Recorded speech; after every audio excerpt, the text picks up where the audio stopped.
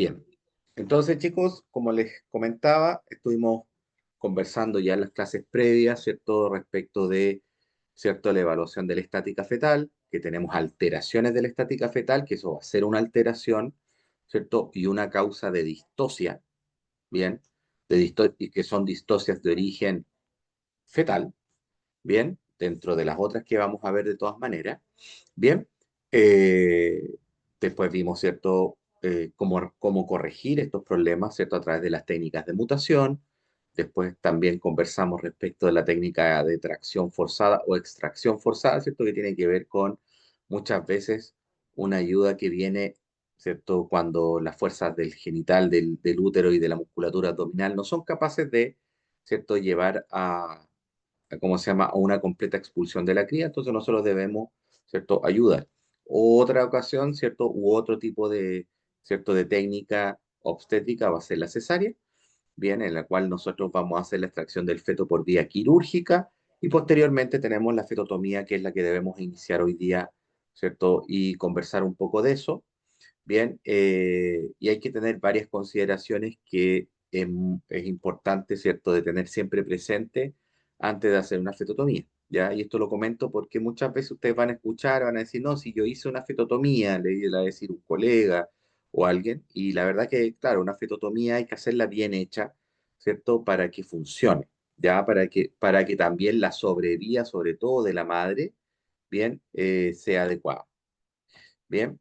Eh, entonces, es importante tener esa consideración respecto a la fitotomía, ¿ya? Primero, que es una técnica compleja, ¿ya? Yo creo que debe ser la técnica obstétrica más difícil de ejecutar porque principalmente se hace a ciegas, ¿bien? Se hace a ciegas, es decir, usted no sabe lo que no lo puede observar solamente a través de la palpación.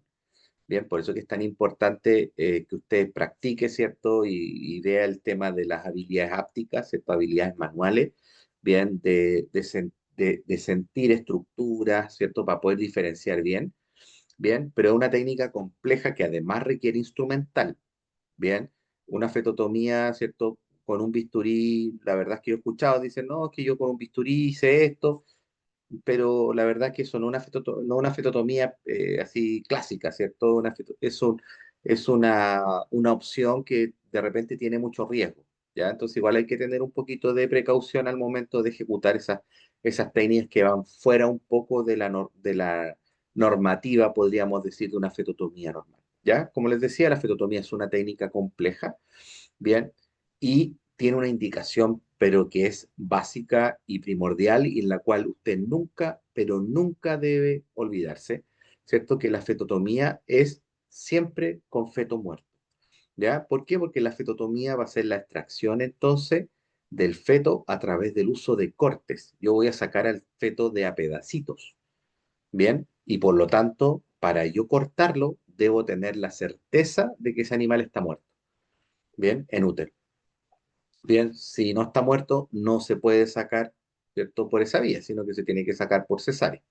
Bien, u otra técnica, pero en este caso, ¿cierto? Tiene que ser para ocupar cesárea, perdón, fetotomía, debe ser con feto muerto. Pero además debe cumplir con otros requisitos también dentro de las indicaciones, ¿cierto? Que es, por ejemplo, un feto absolutamente grande, es decir, un feto que es tan grande que no alcanza a pasar por la cavidad pélvica y además está muerto. ¿Ya? Si un feto es absolutamente grande, ¿cierto? Pero yo lo puedo sacar por cesárea, sale por cesárea, ¿bien? Estando vivo, ¿bien? Otro caso, por ejemplo, estrechez del canal obstétrico duro, ¿cierto? Que haya, por ejemplo, que sea una pelvis juvenil, que sea, por ejemplo, posterior a una fractura, ¿cierto? Donde se achica la pelvis producto de esta exostosis, ¿cierto? De esta remodelación posterior a una fractura, bien, donde esa chica, ¿cierto? Ahí, y tenemos un feto, ¿cierto? Muerto, se puede sacar por fetotomía. Si está vivo, volvemos al tema de la cesárea, ¿ya? Por ejemplo, cuando hay dilatación cervical grado uno, ahí vamos a explicar en un ratito más cuál es la dilatación cervical grado uno, bien. Cuando hay estáticas fetales imposibles de corregir, con feto muerto, ¿ya? Cuando hay malformaciones fetales, cuando hay fetos enfisematosos, fetos edematosos, o cuando ya la cesárea esté contraindicada, ¿ya? Entonces, como les decía, hay una serie de indicaciones por la cual usted va a hacer la fetotomía, pero siempre es considerar que el primero, ¿cierto? El primer indicador que usted le dice, esta hembra se podría realizar fetotomía al feto que tiene inútero, es con feto muerto, ¿ya? Por lo tanto, que es importante revisar todo lo que tiene que ver con reflejo y asegurarse que el animal esté muerto antes de proceder a esto. Bien, ¿cuáles son las contraindicaciones ahora de la técnica? ¿Ya? Acuérdense, al igual que la cesárea, cuando el estado general de la madre, cierto estado fisiológico de la madre está alterado.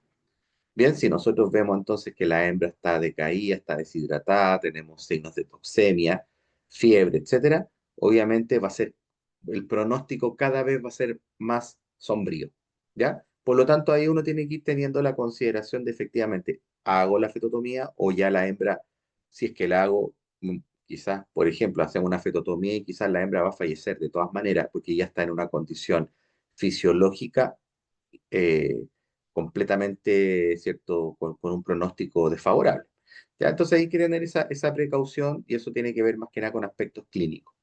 Bien, otra opción, ¿cierto?, que nosotros no podríamos hacer es cuando existe una dilatación insuficiente del canal blando. ¿Por qué? Porque acuérdense, si yo voy a ingresar con un instrumental por vía vaginal, ¿cierto? Y está bastante cerrado, obviamente no voy a poder maniobrar y no voy a poder sacar los trozos. ¿Ya? Y no voy a poder maniobrar ni el equipamiento y tampoco voy a poder sacar los trozos de feto que pueda ir yo seccionando, ¿cierto?, durante la técnica. Bien, o por ejemplo, cuando haya ruptura del canal blando o del útero, ¿cierto? ¿Por qué? Porque va a generar peritonitis. Bien, o cuando hayan hemorragias profusas.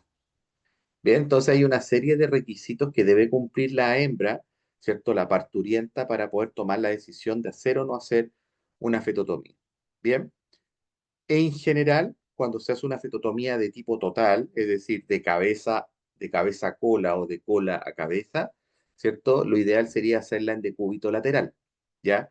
Pero lo más frecuente es hacer, cuando se hacen fetotomías, es muchas veces hacer las fetotomías parciales, ¿cierto? De a pedazo. Bien, por lo tanto, si yo saco solamente la zona que está generando la distosia, ¿cierto? Muchas veces se hace solamente la extracción de esa estructura que está generando la distosia y después de eso ya, ¿cierto? Se hace la extracción forzada, por ejemplo, y eso puede ser con animal en pie, ya, o en estación, como se llama. Bien. Ahora, dependiendo de la técnica, usted va a ocupar epidural alta o baja. Acuérdense, si va a estar en pie, epidural baja, si va a estar en, ¿cómo se llama?, en decúbito, una epidural alta. Bien, como siempre, ¿cierto? Hay que tratar de abolir los pujos abdominales, por lo tanto, ahí la epidural juega un rol importante. Bien, y además hay que relajar el útero. ¿Cierto? ¿Para qué? Para poder maniobrar dentro del útero, ¿cierto? Y por eso ocupamos el clenbuterol principalmente, también ahí se nombra el isoxuprine, que también es otro dilatador, pero el más conocido es el clenbuterol, que es el Planipar, ya que era lo que hemos conversado en las clases previas. Bien, también harto lubricante, ya sea vaselina o carboximetilcelulosa, para generar esta distensión uterina y permitir hacer maniobras dentro del útero. Bien, para poder hacer, ¿cierto? La normal y la adecuada, ¿cierto? Instalación de los elementos de fetotomía para poder extraer las secciones y poder generar finalmente los cortes de manera adecuada.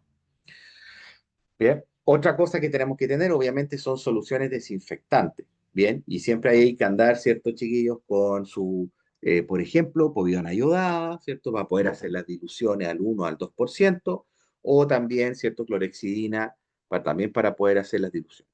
Bien, y ahora, ¿cuáles son los instrumentales que nosotros vamos a ocupar? Bien, tenemos los fetótomos. El fetótomo es el elemento que se utiliza para poder hacer esta técnica.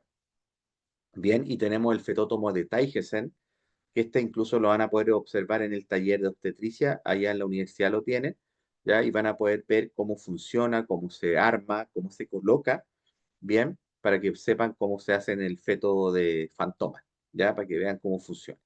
También tenemos el fetótomo de Utrecht y el fetótomo de Bennett. Al final, ¿qué es un fetótomo, chiquillo? Ahí vamos a ver unas fotos, pero el fetótomo no es más que un elemento metálico, más o menos son dos tubos paralelos de tubos de acero inoxidable o de algún metal niquelado, ¿cierto? O algo galvanizado que no se oxide, ¿bien? Y que van de manera paralela, ¿ya? Y por el cual, por su zona interior, van a ir la sierra de corte, ¿ya? Que la sierra de corte es la sierra obstétrica o sierra de Sand, ya que la sierra de Sand es como, no sé, seguramente los que ya han ido alguna vez a algún operativo o han visto en el campo alguna vez que han cortado cachos de vaca, ya ocupan una piola que es una piola de descorne, ya, que es lo mismo que la sierra de Sand. Ya, obviamente hay que ocupar una sierra limpia, pues no ocupar la sierra del descorne para poder ocupar, ya, pero finalmente es una piola como muy similar, si ustedes la ven de lejos, es como una piola de bicicleta, de freno de bicicleta, ya, pero a diferencia de que tenemos, ¿cierto? La piola de bicicleta va enrollada, ¿ya? Esta de acá va trenzada. Y al ir trenzada va generando zonas abrasivas. Y eso es lo que produce el corte porque se generan cortes a través de, ¿cierto? Del movimiento de las piolas de esta manera, como lo estoy haciendo yo desde las tomas de la piola. Bien, tenemos otros materiales también, ¿cierto? El gancho o Cray-Chottler, bien, que o también se le llama gancho de Cray, ya Chottler en alemán es gancho, bien, que son finalmente como como esta, ¿cómo se llama? Como las mochetas, si alguno de ustedes ha visto las mochetas que se colocan en la nariz de los bovinos, bien, el gancho de Cray es un gancho muy similar, pero en vez de tener esas pelotitas en la punta, tiene puntas, ¿ya? Y lo cual permite enganchar, ¿ya? También se pueden ocupar ganchos oculares, también se van a utilizar cadenas obstétricas o lazos obstétricos, ¿bien? Y acá tenemos, ¿cierto?, diferentes tipos de fetótomo. El fetótomo que tiene la universidad, el que está acá arriba, ¿ya? Que es el de Taigessen, ¿bien? Que se arma, permite llevarlo en un maletín, ¿cierto?, en una caja obstétrica. Aquí está el gancho de Cray, ¿cierto? O el Cray-Schottler. Bien, aquí está la piola de Sand, o la piola obstétrica y vienen sus dos ganchos para poder engancharlo y poder hacer después el corte. Por eso aparece un alicatito ahí, ¿cierto? Donde cual, ¿cierto? Un corta alambre del cual se corta, ¿cierto? Según la medida necesaria. Esta cosita que está acá abajo, este de acá que está enrollado, podríamos decir, es un enhebrador, ya que se mete por uno de estos tubos para enhebrar el fetótomo. Y después se mete por el otro y así se termina de enhebrar. Bien, acá tenemos un gancho que es como una T que se coloca en la parte final aquí, ¿cierto? El que va acá, que permite enganchar las cadenas obstétricas. Bien, el pasalazo, ya que ya lo conversamos en un momento. ¿Se fijan? Entonces tenemos una serie de distintos elementos que vamos a utilizar, ¿ya? Acá entonces tenemos, ¿cierto? El danés o el de Taigensen, el de Benech y el de Utrecht. Bien. Ahora, si ustedes se dan cuenta, son tubos que normalmente tienen lumen y tienen dos lumen. Y acá en la parte que va hacia del interior del animal, de la hembra, bien, fíjense, son bastante redondos y bien romos. Bien, ¿por qué? Porque tienen la finalidad de no generar lesiones. Bien, pero los dos tienen una zona de lumen, bien, donde van a ir cubriendo estos tubos, van a ir cubriendo, ¿qué cosa? Van a ir cubriendo la sierra obstétrica para que no genere daño. ¿Ya? Entonces, si ustedes se fijan, acá el de Taigensen, en la zona anterior tiene dos entradas con ¿cierto? Esta zona muy dilatada, bastante roma, y la parte posterior, ¿cierto? Donde salen los dos tubos. El de Benech, ¿cierto? Es un solo tubo, pero fíjense que va dividido en la mitad, ¿cierto? Y se llega a la zona anterior con esta división. Y el otro, el de Utrecht, ¿cierto? También tiene dos tubos que van, ¿cómo se llama? Dividiendo, siendo el paso y por lo tanto protegiendo el genital de la hembra. Bien, acá tenemos el gancho de Cray, bien, con una cadena, puede ser con cadena obstétrica, puede ser con lazo. Esto de acá tenemos lazos oculares, bien, o ganchos oculares, los cuales se colocan en la órbita, ¿cierto? Para poder traccionar a la cría. Y acá tenemos, ¿cierto? La piola obstétrica y sus manillas para poder manejarlas, traccionar y generar los cortes. Bien. Ahora, ¿cuáles son las técnicas que se utilizan en fetotomía? Las técnicas de fetotomía son principalmente desde el punto de vista técnico, son dos que están muy bien descritas, que está la técnica de Gotze, ¿ya? Y está la técnica de Schatz. Bien, la técnica de Gotze son técnicas que generan menos cortes y son cortes más pequeños, mientras que la técnica de chats son cortes de mayor tamaño, pero son cortes de tipo diagonal, ¿ya? Más diagonal. Entonces, al ser diagonal, son cortes un poco más grandes en volumen, ¿bien? Y lo otro que es la técnica no clásica, que es lo que más se ocupa. La técnica no clásica finalmente la técnica no clásica es seccionar la parte que está generando la distosia, ¿cierto? Se hace el corte, la extracción de esa zona y de ahí ya quedamos con el resto ¿cierto? Del feto. Si está en estática fetal normal, se podría hacer, por ejemplo, una extracción forzada, ¿ya? Entonces, hay diferentes técnicas. La verdad que es muy difícil que alguien haga una técnica completa como la de Gotze o la de Schatz. Están descritas, bien, pero la mayoría de las veces se hace la técnica no clásica, ¿ya? Es decir, cortar lo que está generando el problema y de ahí se acaba el problema y de ahí saco la cría por extracción forzada, porque el problema era normalmente, por ejemplo, si viene una cría con una estática fetal de longitudinal, anteroposterior, dorsal, pero con la manito dada, cierto, flectada en carpo, y eso no se puede corregir, muchas veces lo que se hace es cortar la zona del carpo para poder sacar la manito que está generando el problema, bien, y después se tracciona, cierto, desde el muñón que quedó, bien, y de ahí se saca la cría hacia el exterior, porque nosotros ya sacamos el, lo que generó finalmente la distosia, que generó la muerte de ese feto. Bien, entonces normalmente tenemos las técnicas que son, entonces, la de Gotze, la de Chats y la no clásica. Bien, acá si ustedes se fijan, ya aquí lo van a ver mucho mejor, chicos, y yo creo que les va a quedar mucho más claro cuando ustedes hagan el taller de obstetricia, porque ahí les van a mostrar cómo se coloca el fetótomo. Bien, pero acá fíjense ustedes que el médico veterinario, ¿cierto? Hace la instalación del fetótomo, bien, y ahí ocupa toda la técnica, y esto es dentro del genital de la hembra. ¿Ya? Entonces, dentro del genital se hace el enhebrado, podríamos decir, de la cría, de la zona que usted quiere seccionar con la piola, bien, y después, cuando usted ya va a hacer el corte, ¿cierto? Usted en ese momento ya tiene que sacar su brazo, eso es muy importante. ¿Por qué? Porque el enhebrado usted lo hace con el fetótomo afuera, usted solamente al principio mete las puras piolas, la piola, con el pasalazo, por ejemplo. Usted pasa por la zona que debe cortar, saca la piola hacia el exterior y después con el enhebrador usted engancha, enhebra el sistema y después mete el fetótomo hacia el interior, ¿ya? Y el fetótomo se mete hasta que contacte la zona del feto que usted quiere cortar.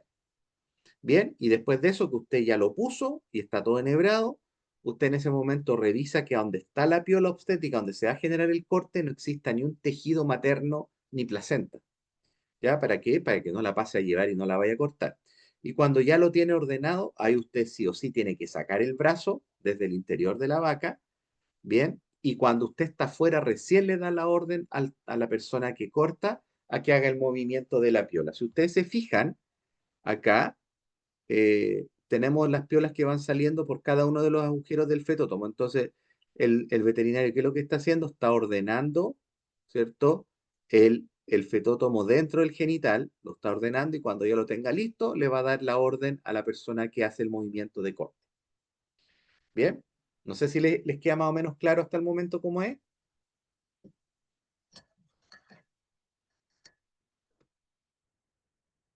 ¿Les queda clarito? Sí, profe, clarito. Es importante tener esta consideración, ¿por qué? Porque es una técnica compleja. ¿Ya? Por eso le digo, imagínese, aquí tiene que hacer todo usted sin observación, es todo a ciegas. ¿Se fijan? Por eso es una técnica difícil. Y además hay riesgo que no es menor que se le genere, por ejemplo, chiquillo, no sé, por una lesión a la madre y la madre termine, ¿cierto?, con problemas graves, incluso falleciendo. ¿Ya? Por eso que es importante tomarla como la última opción. Por eso que yo les decía, de repente, si es que a ustedes ya se les muere la cría, se les muere un ternero y el ternerito está recién muerto, de repente vale más la pena hacer una cesárea. ¿Ya? ¿Por qué? Porque esta técnica va a ser compleja de ejecutar. ¿Bien? Acá, por ejemplo, son imágenes de fetotomía. Si ustedes se fijan, ahí está el lazo completo, ¿bien? Donde, cómo se va aplicando en diferentes cortes, porque aquí hay mucho también de cómo yo puedo cortar, ¿bien? Y cómo se va colocando el feto. Por ejemplo, acá, ¿cierto? Tenemos el problemita que era la cabeza, ¿se fijan? Y el fetótomo entonces se engancha, se da la vuelta por el cuello, el fetótomo se ingresa y queda muy cerquita al cuello. Aquí donde yo les decía que usted debe revisar que no se metan placenta ni placentomas dentro, y cuando está ahí bien puesto, ¿cierto? Se puede hacer el corte. Pero para que la cabeza salga rápidamente después del corte, lo que se debe hacer es colocar algo, una lazada en la boca o el gancho de Cray o los ganchos oculares, cosa que usted termina de hacer el corte y saca la cabeza de manera inmediata. Bien, y de ahí va a quedar el puro cuello. Y ahí con el cuello yo ya podría engancharlo con el gancho Cray. Ya, lo engancho y de ahí puedo ir tirando hacia el exterior. ¿Se fijan? Acá, por ejemplo, si ustedes se dan cuenta que ya cortaron la cabeza, quedó ¿cierto? El cuello seccionado, y ahora van a ir a cortar, que este era un feto lo más probable, relativa o absolutamente grande, bien, meten el fetótomo hasta el interior y lo que hacen finalmente entonces van a cortar el feto de manera eh, caudal, ¿cierto? O hacia la paleta, podríamos decir, o hacia la escápula. Si ustedes se fijan, se meten por la zona axilar. Bien, y aquí va la piola y lo contactan bien al fondo, enganchan la manito que van a sacar con la cadena obstétrica, la enganchan en la zona posterior y accionan y va a cortar toda esta zona hasta sacar toda la paletita que iba a quedar de esta forma. ¿Se fijan? Y ahí sacan la mano. Aquí se dan cuenta, ya se sacó entonces, se sacó la cabeza, lo tienen enganchado con el gancho de Cray, ya sacaron la paleta, como les decía, completa. Y ahora esto es una técnica de Gotze. Si ustedes se fijan, van a cortar, van a hacer un corte transversal al tórax.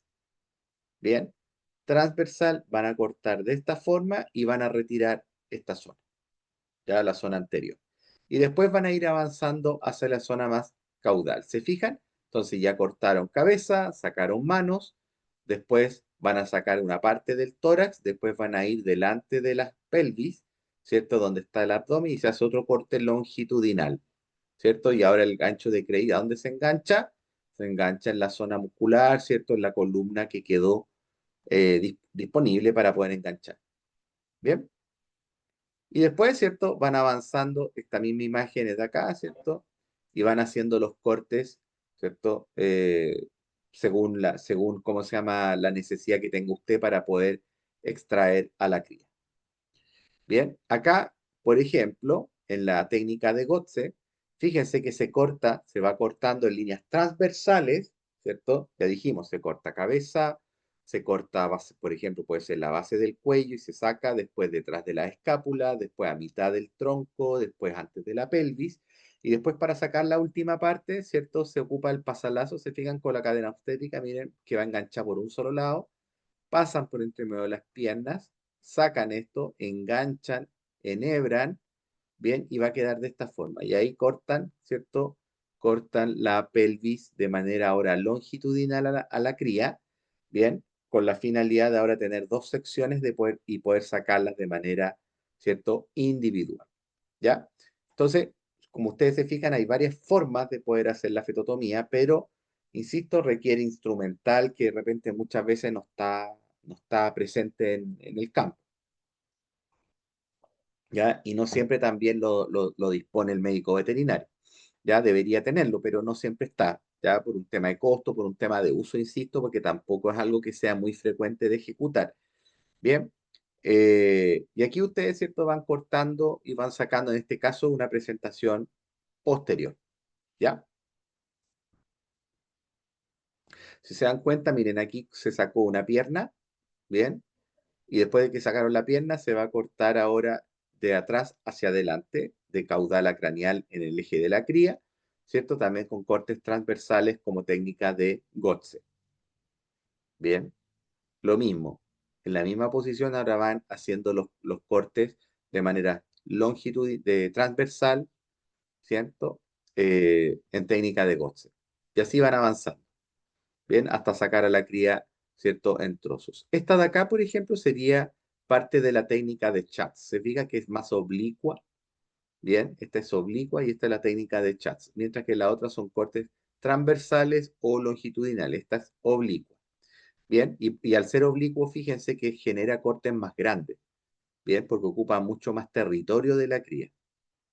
Bien, y ahí lo mismo. Se fijan, por ejemplo, si el brazo es el que generó la distosia, no se pudo corregir, el feto murió, bueno, sacar el bracito, ¿cierto?, hacia el exterior. Y de ahí sacar el resto de la cría. Bien, lo mismo pasa acá. Acuérdense si yo tengo el carpo flectado. Y eso fue lo que no se pudo solucionar durante la técnica de mutación. Bien, claro, se podría realizar aquí la técnica de, ¿cierto?, de fetotomía solamente del carpo, ¿cierto? Se corta el carpo, se saca la parte de abajo y después se coloca la cadena y se trata de sacar, ¿cierto?, completo. Ahí se va viendo según la capacidad de usted y también si es que puede ir pasando más estructura. ¿Ya? Entonces, si ustedes se fijan, hay varias formas de colocar el fetótomo y de ir haciendo los cortes. Acá, por ejemplo, un potrillo donde no se pudo, ¿cierto?, corregir el cuello. ¿Ya? Se va a seccionar el cuello, después se engancha y se extrae. Lo mismo pasa si viene en presentación posterior, ¿cierto? Con presentación posterior flectada y no con ¿cómo se llama? Con la estática fetal ¿cierto? ¿Cómo se llama? En una actitud extendida, ¿cierto? También pues, se podría realizar la extracción a través del corte, a través de la cadera, por ejemplo, donde está el fémur, ¿cierto? Y la articulación con el acetábulo. Bien, o en este caso se fijan que viene la flexión a la altura del tarso, también se podría hacer, ¿cierto? El corte y la sección en esta zona. Bien. Acá, ¿cierto? Un poco bien fuerte verlo, pero aquí tenemos secciones, ¿cierto? De la cría posterior de la extracción. Bien.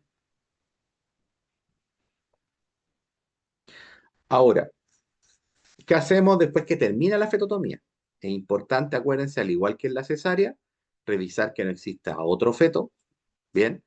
Eh, Tratar también de identificar lesiones, que también va a ser difícil, pero hay que tratar de hacerlo, producto de la fetotomía, ¿cierto? ¿Por qué? Porque se pueden generar desgarros, lesiones, producto del movimiento de la piola.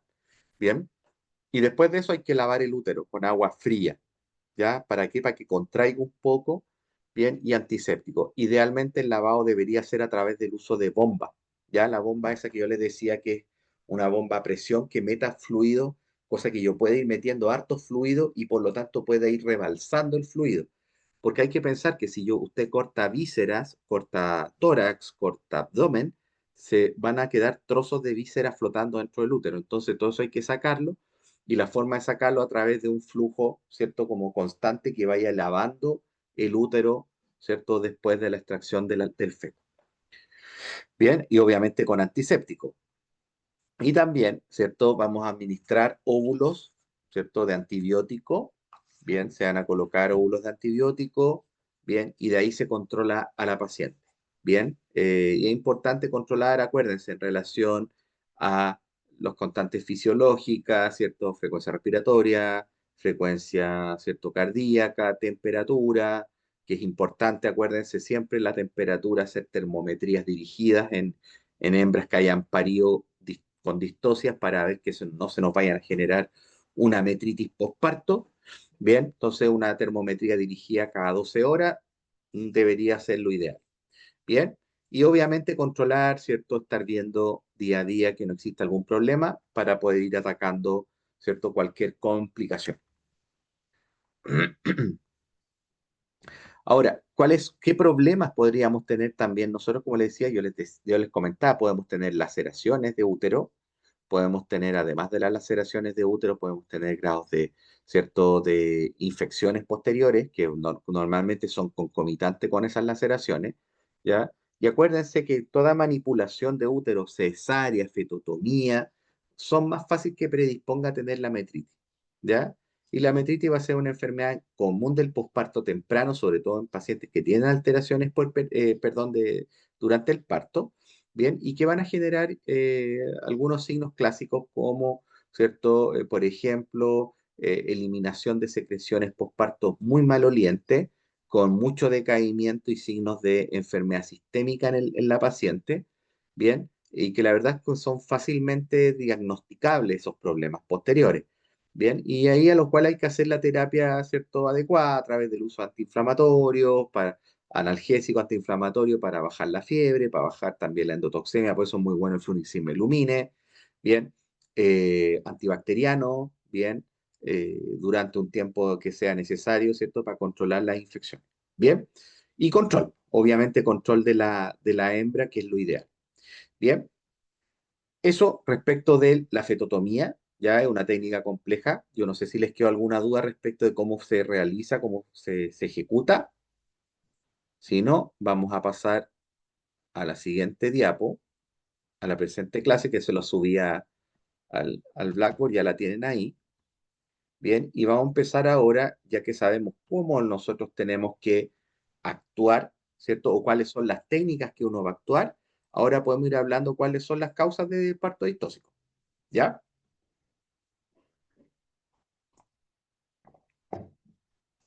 Entonces, vamos a seguir, bien, y tenemos las, ¿cierto?, las diferentes causas de parto distóxico, bien, pero primero hay que considerar siempre cuáles son las consecuencias que va a tener una distosia, bien. En general, la distosia va a generar problemas tanto de morbilidad como mortalidad de tanto neonato como de la madre. Es decir, si ustedes se fijan, cuando hay una distosia, uno tiene que hacer manejo obstétrico. Y cuando usted hace un manejo obstétrico, generalmente, ¿qué lo va a terminar ejecutando? Una manipulación. Y toda manipulación conlleva a una contaminación bacteriana y a lesiones. ¿Bien? Y eso puede generar una infección, un problema, como le decía yo, como una metritis. Y la metritis genera enfermedad y por lo tanto también incluso puede llegar a ser mortal. ¿Bien? En el caso de la madre. En el feto también, pues, si hay una distosia que va a generar mayor probabilidad de sufrir, ¿cierto?, un síndrome de hipoxia isquémica, en el caso del feto, y también, por lo tanto, eso puede predisponer a una mortalidad de las crías, producto de que si tienen síndrome de hipoxia isquémica, quizás no van a tomar el volumen necesario y adecuado de calostro, y por lo tanto va a ser mucho más fácil que los invada alguna bacteria y genere, por ejemplo, diarreas del neonato, que son diarreas bastante tempranas después del nacimiento, y eso puede generar la mortalidad. ¿Ya? Otra cosa es reducción de la producción de leche de la madre, por ejemplo, o producción general de la madre, porque hay que pensar que después de un tratamiento el animal no queda inmediatamente apto. Ya el animal no parió, no tuvo un parto sano. Por lo tanto, muchas veces, además, al tener que recuperarse una enfermedad, la producción tiende a caer sin producción de leche. Y además hay que pensar que si un animal está enfermo va a producir menos. Y por otro lado, también hay que colocar fármacos. Y los fármacos tienen periodos de resguardo bien establecidos. Bien, obviamente, otra consecuencia es que se reduce la fertilidad de la hembra. Después de un parto distóxico, ¿cierto? Donde hay manipulación, van a haber lesiones y por lo tanto, ¿cómo se llama? Las consecuencias que puede tener a futuro puede ser una fertilidad reducida. Bien, y por lo tanto, incluso puede llegar a tener la posibilidad de llegar a ser estéril la hembra, ¿cierto? Por un daño masivo, por ejemplo, en el endometrio, y que sea posteriormente, además, vaya por continuidad afectando, por ejemplo, incluso a los oviductos. Bien, y también, ¿cierto? El incremento de la presentación de problemas del puerperio o problemas del posparto. ¿Ya? Entonces, todo esto está sumado, ¿cierto?, respecto de cuáles son las consecuencias que puede tener una distosia. Por eso que hay que tratar de manejarlas bien, hay que tratar de evitarlas, lo primero, ¿bien? Pero si ya no los puede evitar, ¿bien? Hay que tratar de hacer un buen manejo para evitar estos problemas, ¿ya? Eh, por ejemplo, acuérdense, ¿cómo lo podemos evitar o tratar de evitar a través del uso de inseminación artificial en vaquilla? ¿Cierto? ¿Por qué? Porque puedo seleccionar machos que tienen baja, ¿cómo se llama? Tamaño al nacimiento, ¿cierto? Que dan crías chicas. Bien, todos esos manejos nos van a ayudar. Otra cosa es la observación, que las pacientes, que las hembras que vayan a parir estén bajo monitorización constante y para eso hay una serie de elementos que nos permiten hacer esa evaluación. ¿Ya? Y ahora vamos a empezar un poco, ya que más o menos ya conversamos cómo nosotros vamos a actuar, vamos a conversar respecto de la distosia. Y las distocias tenemos dos tipos, unas que son las de origen materno, ¿ya? Es decir, que la distosia se genera por una alteración de la madre, y también tenemos la distosia de origen fetal. Por ejemplo, una distosia de origen fetal son las alteraciones de la estática fetal que conversamos la clase pasada, ¿cierto? Pero partamos un poco conversando respecto a las de origen materno y tenemos varias, ¿cierto? Tenemos, por ejemplo, las que generan trastorno de las contracciones uterinas, es decir, que hay un problema en la contracción uterina. Y si hay una alteración de la contracción uterina, obviamente va a haber una serie ¿cómo se llama?, de procesos los cuales no se van a poder ejecutar con normalidad y por lo tanto van a llevar finalmente a generar esta distosis. Bien, y la primera que uno puede nombrar siempre es la que uno llama, ¿cierto?, como la atonía primaria. Bien, y la atonía primaria se da principalmente por alteraciones de tipo metabólica. Bien, y esas van a generar, bien, que el útero tenga contracciones anormales. Bien, entonces, por ejemplo, alguna alteración metabólica que exista, por ejemplo, por una disminución del calcio sanguíneo.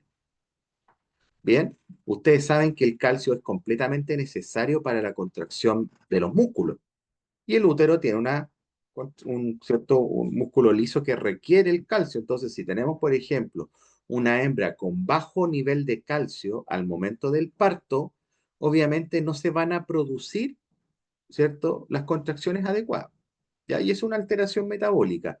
Acuérdense que, por ejemplo, la fiebre de leche, ¿cierto?, que es la que produce la hipocalcemia, es la hipocalcemia, bien, eh, es una enfermedad que se clasifica como una enfermedad metabólica. Bien, y por lo tanto, una hembra que tiene tenores bajos de calcio al momento del parto, obviamente puede generar estatonía primaria. Bien, otra causa podría ser, por ejemplo, la sobredistensión de la pared uterina. Bien, un útero que está muy sobredistendido tampoco va a tener la capacidad de contraerse, ¿ya? Y esto se da, por ejemplo, en el caso de las hidropesías que hablábamos al inicio. ¿Ya? Estos úteros que producen, que en los líquidos placentarios se produce más del líquido normal, ¿bien? Se produce esa cantidad de fluido importante, ¿bien? Y esa sobredistensión va a generar que después la hembra durante el parto no pueda contraer bien su útero, ¿bien? Otra causa también de atonía primaria son las hernias de la pared abdominal, porque acuérdense también que durante las fases de expulsión requiere que tener la pared abdominal indemne. Si la pared abdominal está, ¿cierto?, con alguna lesión como las hernias, las vísceras, la fuerza de la compresión, en vez de irse directamente a la zona de expulsión, que es el canal de parto, se va a distribuir en otras zonas que no corresponden, como por ejemplo, ¿cierto?, la zona de la hernia. Por eso que normalmente las personas o los pacientes que tienen hernias se las terminan operando. ¿Bien? ¿Por qué? Porque si es una hernia, por ejemplo, de tipo abdominal, ¿cierto? La hernia abdominal, cuando la persona hace fuerza, por ejemplo, en el caso de un parto o incluso algo más simple y tan coloquial como ir al baño, ¿cierto? Puede hacer que en vez de la fuerza distribuirse hacia la zona de expulsión, se va a ir hacia la hernia. Una parte hacia la hernia y otra parte hacia la zona de expulsión. Y por lo tanto, ahí genera una distosia.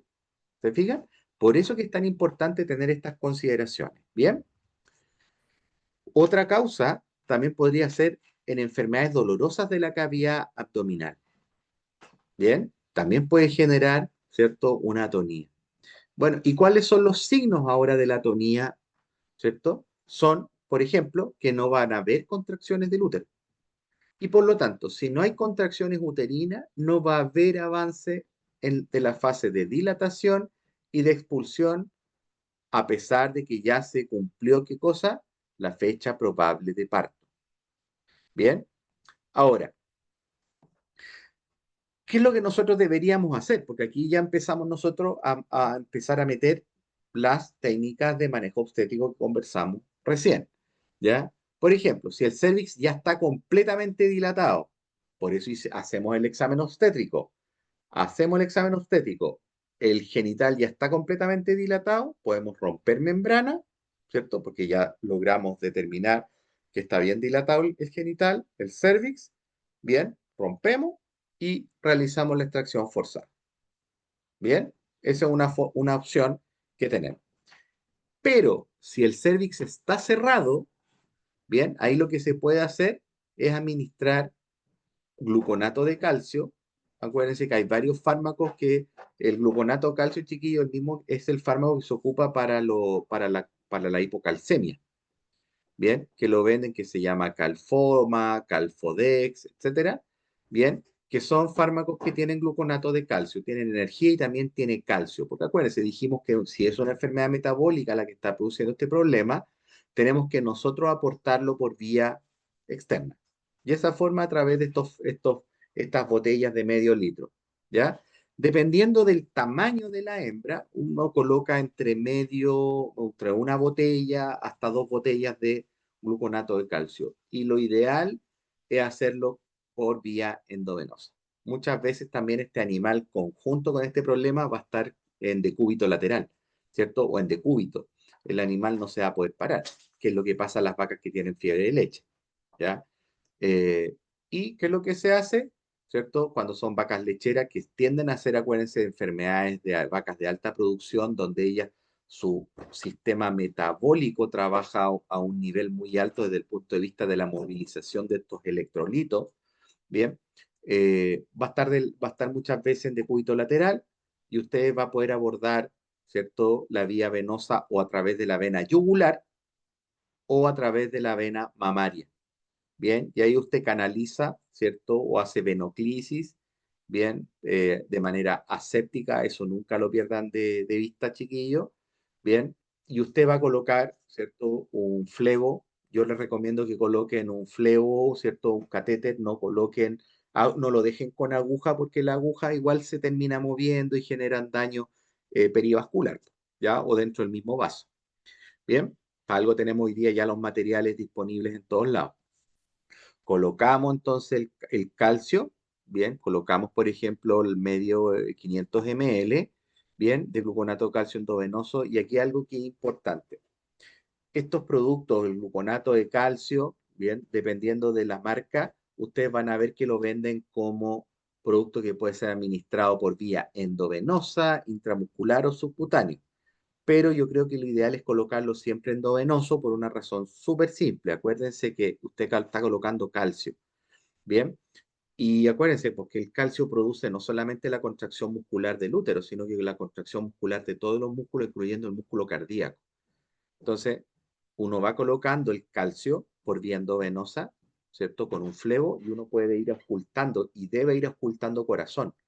Y ustedes van a ir muchas veces viendo que el paciente, si estaba con esta hipocalcemia que está generando este problema, usted oculta corazón y al principio va a sentir un corazón que tiene una contracción débil porque le falta calcio, pero cuando le está poniendo el fluido endovenoso se va a dar cuenta que empieza cada vez más a aumentar el tono.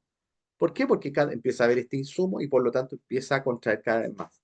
¿Ya? Y ahí uno va controlando un poco la velocidad del flujo del gluconato de calcio. ¿Ya? Porque si usted empieza a sentir que hay mucho flujo muy fuerte y cada vez más potente la contracción cardíaca, quizás es mejor decir, ¿sabes qué? Bajemos un poco, ¿ya? La dosificación, disminuyamos la velocidad, ¿bien? Para que no vayamos a producir un paro cardíaco en sístole, ¿bien? Por eso que quizás no es tan bueno colocarlo vía intramuscular o vía endovenosa, porque la gracia de la vía venosa, perdón, o intramuscular o subcutáneo, porque la gracia de la vía venosa cuando usted coloca esto es que usted rápidamente, usted según lo que va viendo, controla el ingreso. Mientras que si usted coloca intramuscular o subcutáneo, lo que colocó ya fue, ya está dentro. Y no sabemos cómo se va a absorber en esa paciente en específico. Bien, entonces usted coloca el gluconato de calcio primero y posteriormente uno ayuda también a la contractilidad uterina a través de la administración de oxitocina en dosis de 20 a 30 unidades internacionales vía endovenosa. Bien, por lo tanto, ahí le estoy colocando el insumo para la contracción previamente y después le coloco la hormona que va a producir la contracción. Y con eso voy solucionando el problema de la atonía primaria. También podría sumarle, por ejemplo, la prostaglandina F2 alfa ya, pero muchas veces con glutamato de calcio más oxitocina deberían dar bien. Ahora, si el cérvix está, pero completamente cerrado, ¿cierto? Ahí ese podría ser una cesárea. Bien. Otra alteración que nosotros podríamos ver, ¿cierto? Es la atonía secundaria, porque hablamos recién de la atonía primaria, que tiene que ver con temas, ya dijimos, más de tipo endocrino, ¿cierto? De tipo metabólico, por hernias, etcétera. Pero también podríamos tener otra atonía, que es decir, que es la secundaria, que se produce ya cuando hay un agotamiento de la contracción. Porque la primera no hay porque no hay insumos para generar la contracción, en la mayoría de los casos, ¿bien? Pero la atonía secundaria tiene que ver con que partió con una contracción uterina normal, ¿ya? Pero con el paso del tiempo empiezan a agotarse esta contracción. Y muchas veces está asociado a distosia, ¿bien? Por ejemplo, si tenemos una cría que viene saliendo, el útero está contrayendo normal. Pero ¿qué ocurre cuando una vaca, por ejemplo, está pariendo y viene con una alteración de la estática fetal y no se corrige? El útero sigue contrayendo para tratar de expulsar, sigue, pero como van pasando las horas y no lo puede expulsar, el genital empieza a gastar su insumo de contracción. ¿Se fijan? Y es por eso que se producen, ¿cierto?, esta atonía secundaria. Por ejemplo, esto es relativamente común verlo en perritas, ¿ya? Como ustedes saben, como las perritas tienen más cachorros, ¿bien? Esos cachorritos, el primero sale bien, el segundo sale bien, el tercero sale bien, el cuarto sale bien, el quinto sale bien y el sexto ya no sale. ¿Por qué? Porque hubo durante un periodo tan largo de contracción, ¿cierto? Que si le costó un poco expulsar los primeros cuatro o cinco, muchas veces ya para el sexto ya no queda ni energía, ni calcio, ni nada disponible. Y ahí se vuelve a generar una atonía secundaria y es por eso que en el caso de los perritos se trata casi de la misma forma. ¿Ya? Obviamente no se le colocan 500 ml de calcio, pero se le coloca gluconato de calcio vía venosa y después se le coloca oxitocina, ¿bien? Para poder solucionar. Pero ¿cuál es el problema? Acuérdense siempre, usted lo que debe hacer, si usted tiene una paciente que tiene y usted la diagnostica con atonía secundaria producto de una distosia, lo que usted debe hacer, obviamente, va a ser primero solucionar la causa de la distosia, si es que es una distosia la causante, y después que solucionó ese problema, coloque gluconato y coloque oxitocina.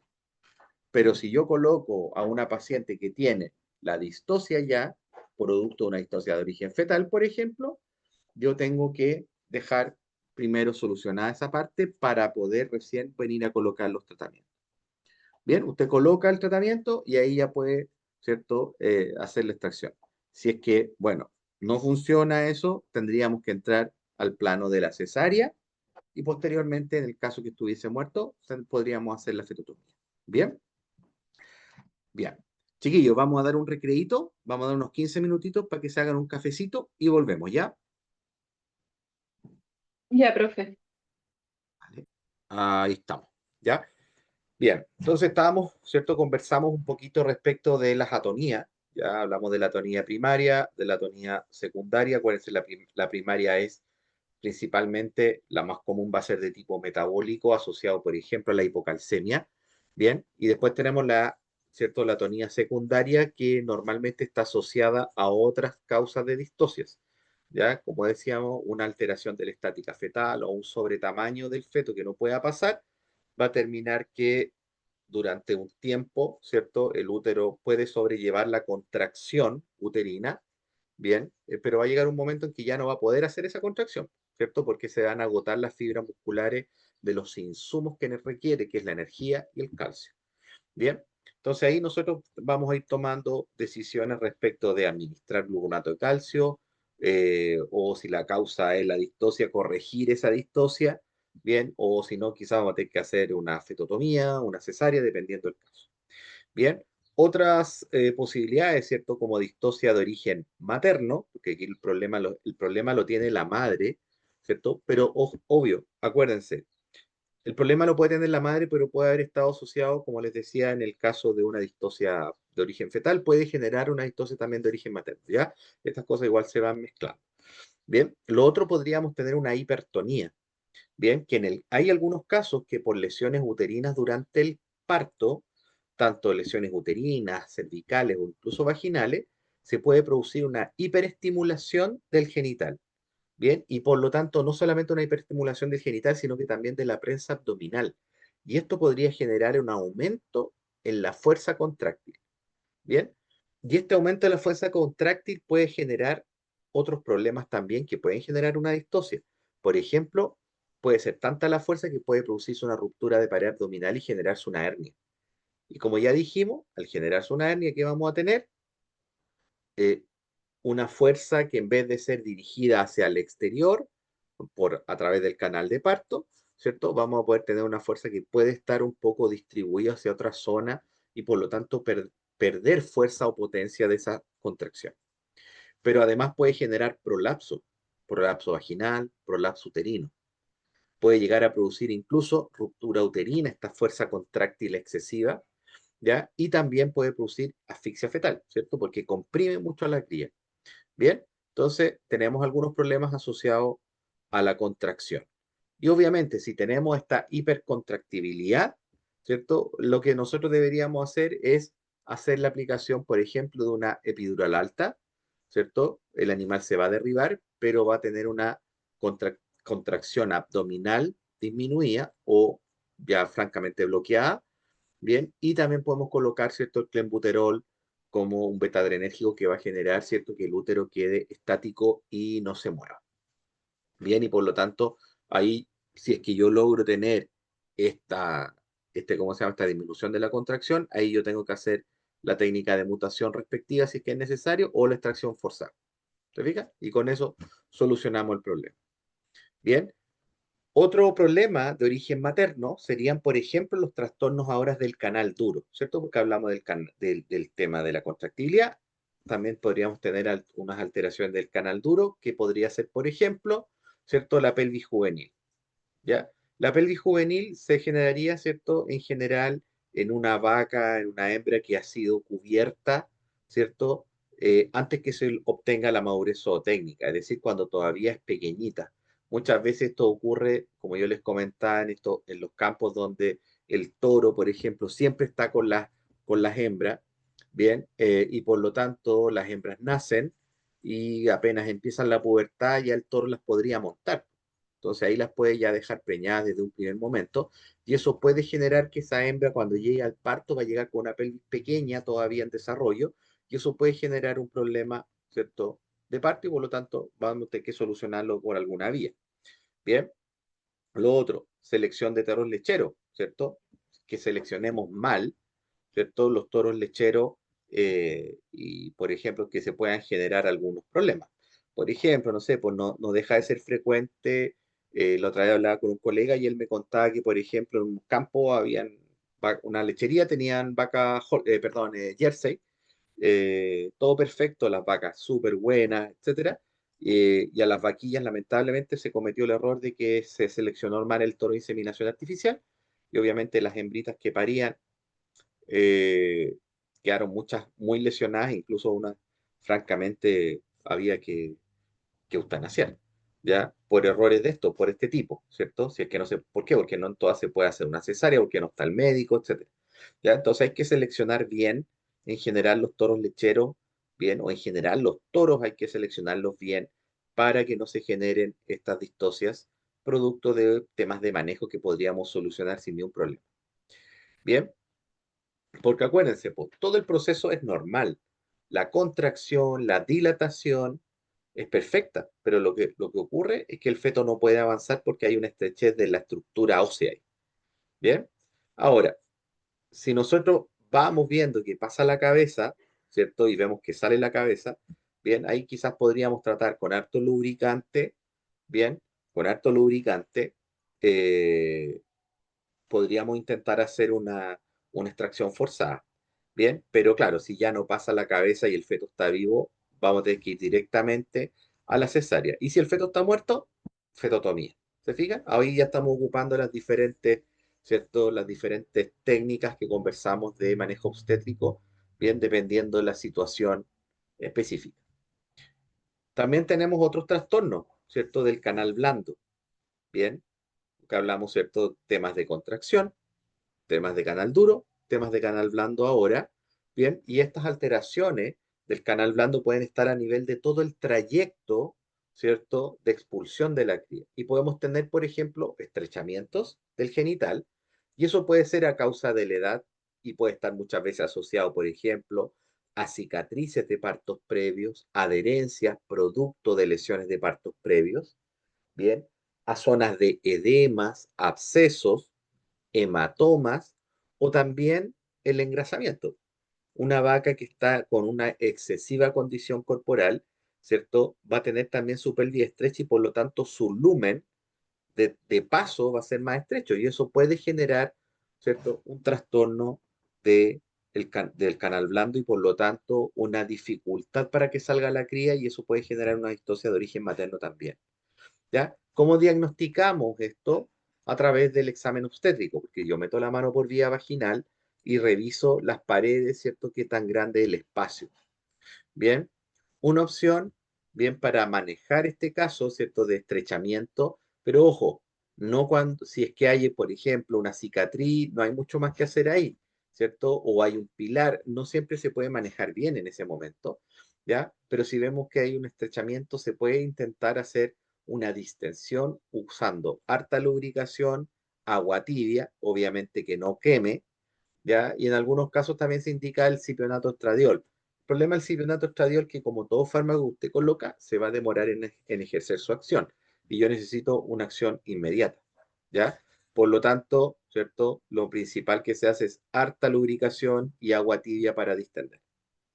Bien, ahora, dependiendo, si todavía las membranas fetales están generando su acción de dilatar, usted espere. Bien, siempre y cuando también la vitalidad sea normal. Si el feto usted lo palpa a través de la placenta y se mueve, está activo, bien, y las placentas no se han roto, deje que haga la pega. Y ahí usted va esperando.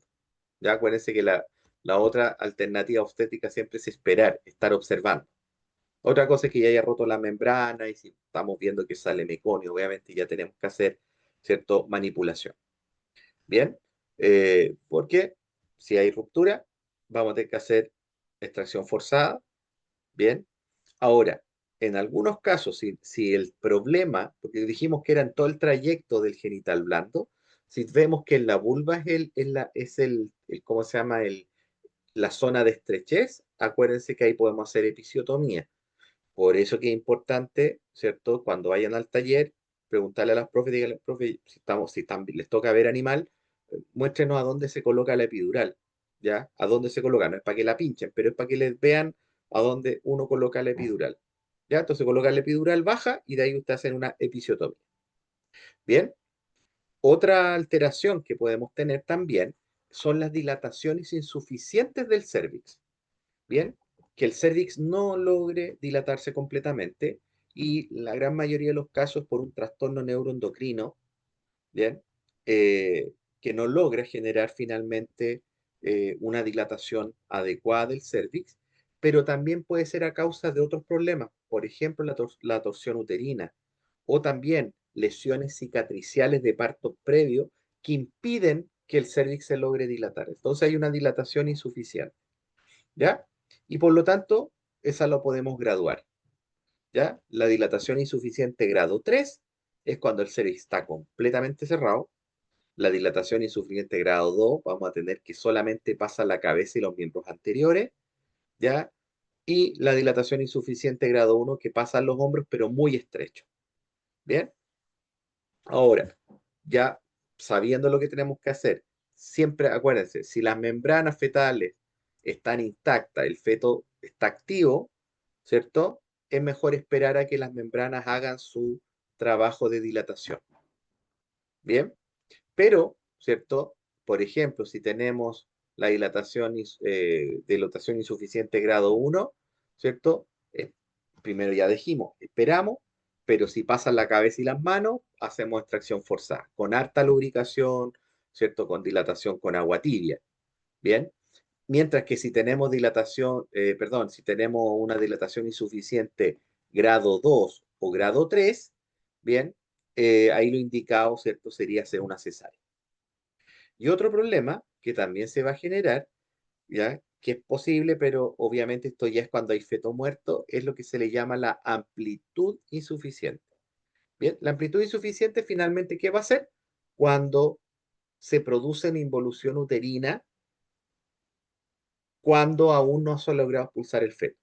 Es decir, cuando la hembra está pariendo, está durante un periodo de tiempo importante tratando de expulsar la cría fallece in útero, bien, y si la cría no sale, va a llegar un momento en que el útero dice, ya no puedo más, y voy a empezar a hacer involución como que hubiese parido, ¿ya? Entonces empieza a hacer involución, y normalmente, ¿cierto? Ocurre 12, 24 horas después de haber hecho, ¿cierto? El inicio del parto. Bien, ahora, ¿cuáles van a ser los signos? Primero, el feto va a estar muerto y obviamente vamos a empezar a ver signos de descomposición del feto y por lo tanto va a empezar a salir mal olor desde el canal de parto. ¿Ya? Vamos a ver, ¿cierto? Salida de meconio, salida de sangre, muy mal olor, salida de pelos, ¿bien? Y que nos va a ser indicador de qué cosa, de que la cría falleció. Bien, y además, como ya sabemos, como la cría murió hace bastante tiempo, la condición de la madre usted la va a ver alterada. ¿Ya? Vamos a ver que la madre ya no está en unas condiciones, ¿cierto? Vamos a ver que hay signos de toxemia, fiebre, etcétera. ¿Ya? Ahora, si usted ve que hay espacio, ¿cierto? Espacio para poder maniobrar, bien, podríamos intentar hacer una fetotomía. Si no, ¿cierto? Habría que hacer ya la eutanasia o venta.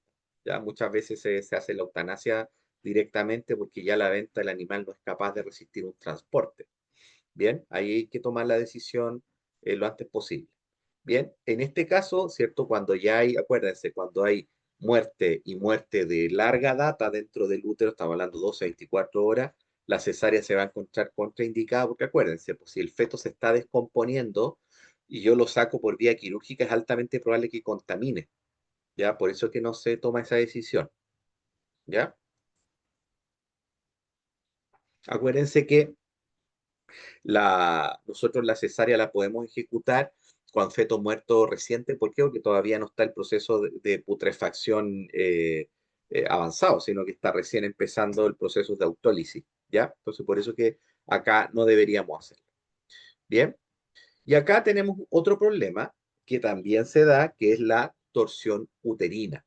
Bien, la torsión uterina es una alteración que no es tan frecuente, bien, que finalmente que es cuando el útero rota, y normalmente el útero grávido rota sobre su eje, bien, y por lo tanto se produce una torsión. Produce mucho dolor, obviamente, y principalmente es poco frecuente, pero así todo se da en vaca y en yegua, bien, y el útero puede rotar sobre su eje, puede rotar en 90 grados o incluso puede rotar hasta 360 grados, bien, y en general el momento de la presentación puede ser antes del parto o incluso durante el parto, bien, ¿y en qué especie va a ser más frecuente? Va a ser en el bovino, primero por la laxitud que tiene el genital respecto de ¿cierto? De su mecanismo de sustentación, pero también por el grado de asimetría que se obtiene, ¿cierto? Desde el punto de vista de la gestación única, ¿cierto? Que hay un cuerno que se va a llenar más que otro, ¿bien? Y también por un efecto de cómo el animal se para, ¿cierto? Acuérdense que en el caso de la vaca se para primero con el tren posterior, ¿ya? Y ese efecto físico podría hacer que sea más frecuente que se presente la torsión uterina. ¿Bien? Y obviamente también en vacas viejas, ¿por qué? Porque los ligamentos que suspenden el útero, ¿cierto? El mesometrio va a estar más laxo. Entonces, todo esto favorece, ¿cierto?, a que se produzca esta torsión. ¿Bien? En general, ¿cierto? La más frecuente es la torsión hacia el lado izquierdo, ¿bien?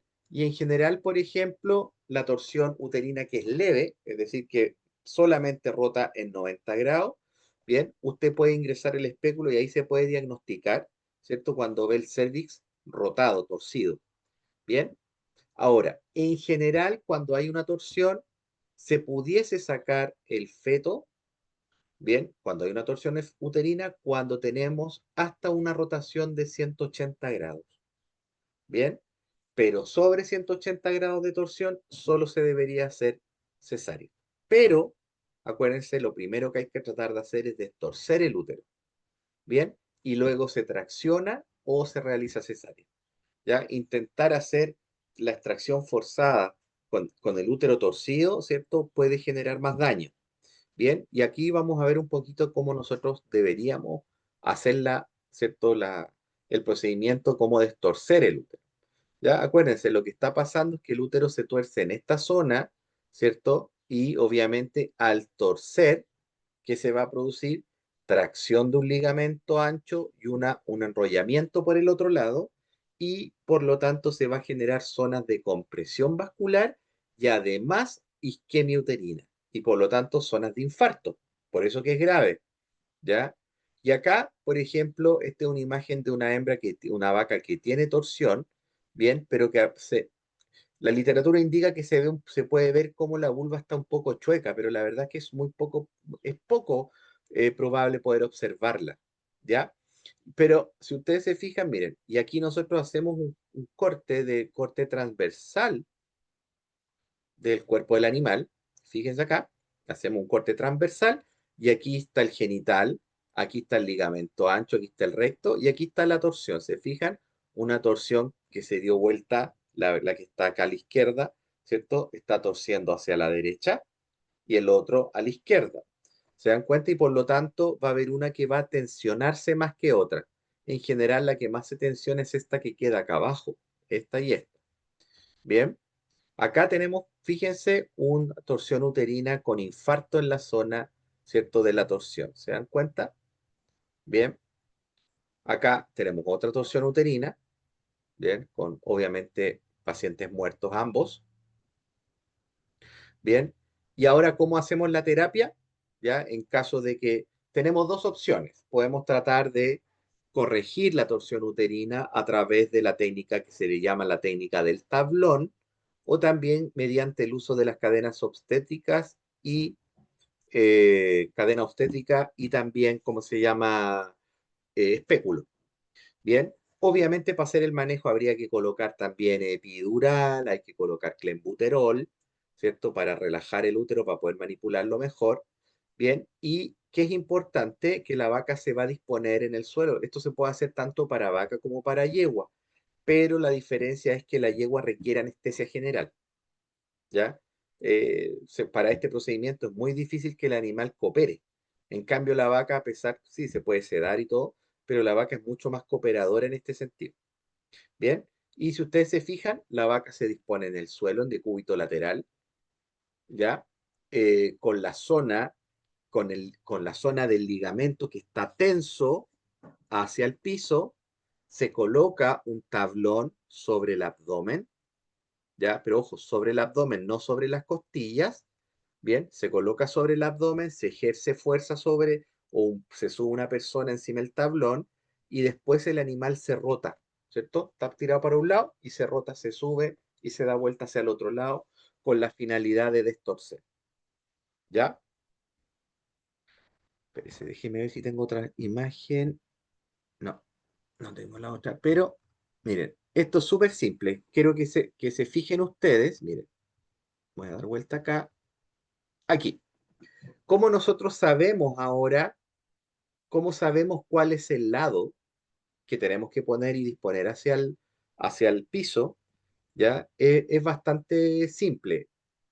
Yo creo que debe ser la patología del parto donde nosotros podemos hacer una palpación rectal.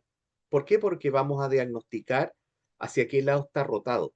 Y como les decía, pues como este ligamento ancho se tensa y este se relaja, usted mete la mano por vía rectal y va a ir a buscar cuál es el lado del ligamento que está tenso, si es el lado izquierdo o es el lado derecho. Bien, y cuando usted ya dice ya, el que está tenso es el lado izquierdo entonces del animal es el que va al piso, ya que es como la imagen que vemos aquí, miren. ¿Se dan cuenta? La parte que está tensa va hacia el piso. Bien, como está el feto acá, el tablón, la idea del tablón es comprimir el útero, el abdomen y el útero, y que el útero no se mueva, por eso que se suben encima, y después rota el animal. Entonces, por el efecto de la compresión del tablón sobre el abdomen, el feto, fíjense ustedes que va quedando siempre en la misma posición, y eso va logrando el destorcer el útero, ¿ya? Es una técnica que se puede ocupar. La otra es con el espéculo y cadenas obstétricas. Bien, si es que podemos, por ejemplo, esto se ocupa en caso que usted pueda abordar por vía vaginal, bien, al feto, ¿ya? Eso es importante de tener esa consideración. Si usted lo puede abordar, lo puede hacer con esto, bien, y es relativamente simple, ¿cierto? Usted ingresa por vía vaginal, hace el aseo, coloca las cadenas obstétricas van a quedar hacia afuera, le amarra esta pitillita solamente para enhebrar, ¿qué cosa? Enhebrar el espéculo, fíjense. Se enhebra el espéculo, se sale la cadena por el otro lado y el espéculo se ingresa por vía vaginal, ¿bien? Se ingresa por vía vaginal hasta que toque las manos del feto. Y por el otro lado se colocan estos fierros que normalmente aquí ideal que fuesen fierritos, ¿bien? Y se va haciendo un movimiento de enroscar esta cadena, ¿ya? Normalmente es mucho mejor con dos cadenas, una en cada mano, ¿bien? Entonces, usted lo que va a hacer dice ya, si yo tengo tenso este lado y tengo que destorcer este lado, tengo que rotar hacia el otro lado. Bien, si tengo este, tengo que rotar para acá, ¿cierto? Si tengo este, tengo que rotar hacia el otro lado, ¿cierto? Porque esto tengo que hacer así, miren, aquí y ahí lo normaliza. Bien, entonces ya teniendo el diagnóstico hacia qué lado es, bien, usted coloca esto y empieza a rotar estas cadenas y se van a empezar a torcer sobre sí mismas. Y va a llegar un momento en que ya la cadena no va a poder rotar más y va a empezar a rotar a la cría. Y como la cría está pegada al útero, va a dar la vuelta y podemos dar vuelta el útero. Esta misma técnica se puede ocupar para destorcer un útero con torsión uterina, pero también se puede utilizar en el caso que yo tenga, acuérdense que habíamos conversado, de un feto que esté con alguna alteración, por ejemplo, de la estática fetal, como que venga en posición lateral o ventral, por ejemplo. ¿Cierto? Donde yo lo puedo rotar con esta misma técnica. Bien, ahí, si ustedes se fijan. ¿Y cuál es la función que cumple el espéculo? ¿Por qué tiene que ser espéculo metálico? ¿Para qué? Para que no se destruya, para que no se rompa, porque si ponemos uno de plástico se va a romper, ¿ya? Pero la idea del espéculo metálico es que al ir enroscándose la cadena, ¿cierto? Primero no se acorte y segundo, no dañe el genital que vaya a enganchar algún pedazo de tejido. Bien, y ahí se va haciendo la rotación hacia el lado que ustedes diagnosticaron. Bien, y ahora vamos a, si no, si les quedó alguna duda, chiquillos, respecto de cómo se hacen los manejos de la torsión uterina,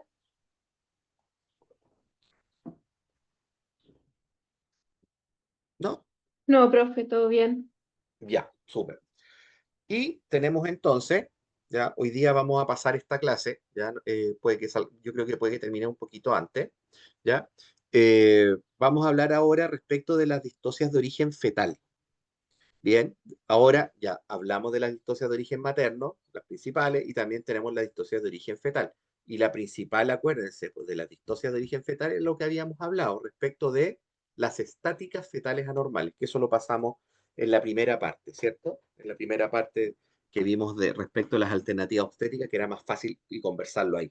Pero también tenemos otras distocias de origen fetal, por ejemplo, como son los teratos. ¿Ya? Los teratos son fetos anormales. Ahora, que su presentación es escasa, pero hay, ¿bien? Hay, y son de etiologías muy diversas, así que no es la finalidad de discutir cuál es la causa de cada una, pero se presenta, ¿bien?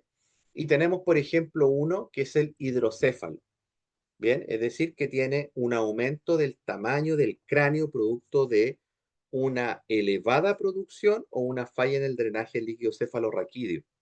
Bien, desde los ventrículos cerebrales. Y por lo tanto se produce una sobredistensión del cráneo. Y obviamente, si yo tengo un aumento del tamaño del cráneo, va a generar una alteración de el parto. ¿Por qué? Porque ese cráneo tan grande no va a poder pasar. Bien, entonces vamos a tener ese problema. Estas son alteraciones que se presentan en cualquier animal. Bien, Y obviamente, ¿cómo lo vamos a diagnosticar? A través de la evaluación obstétrica.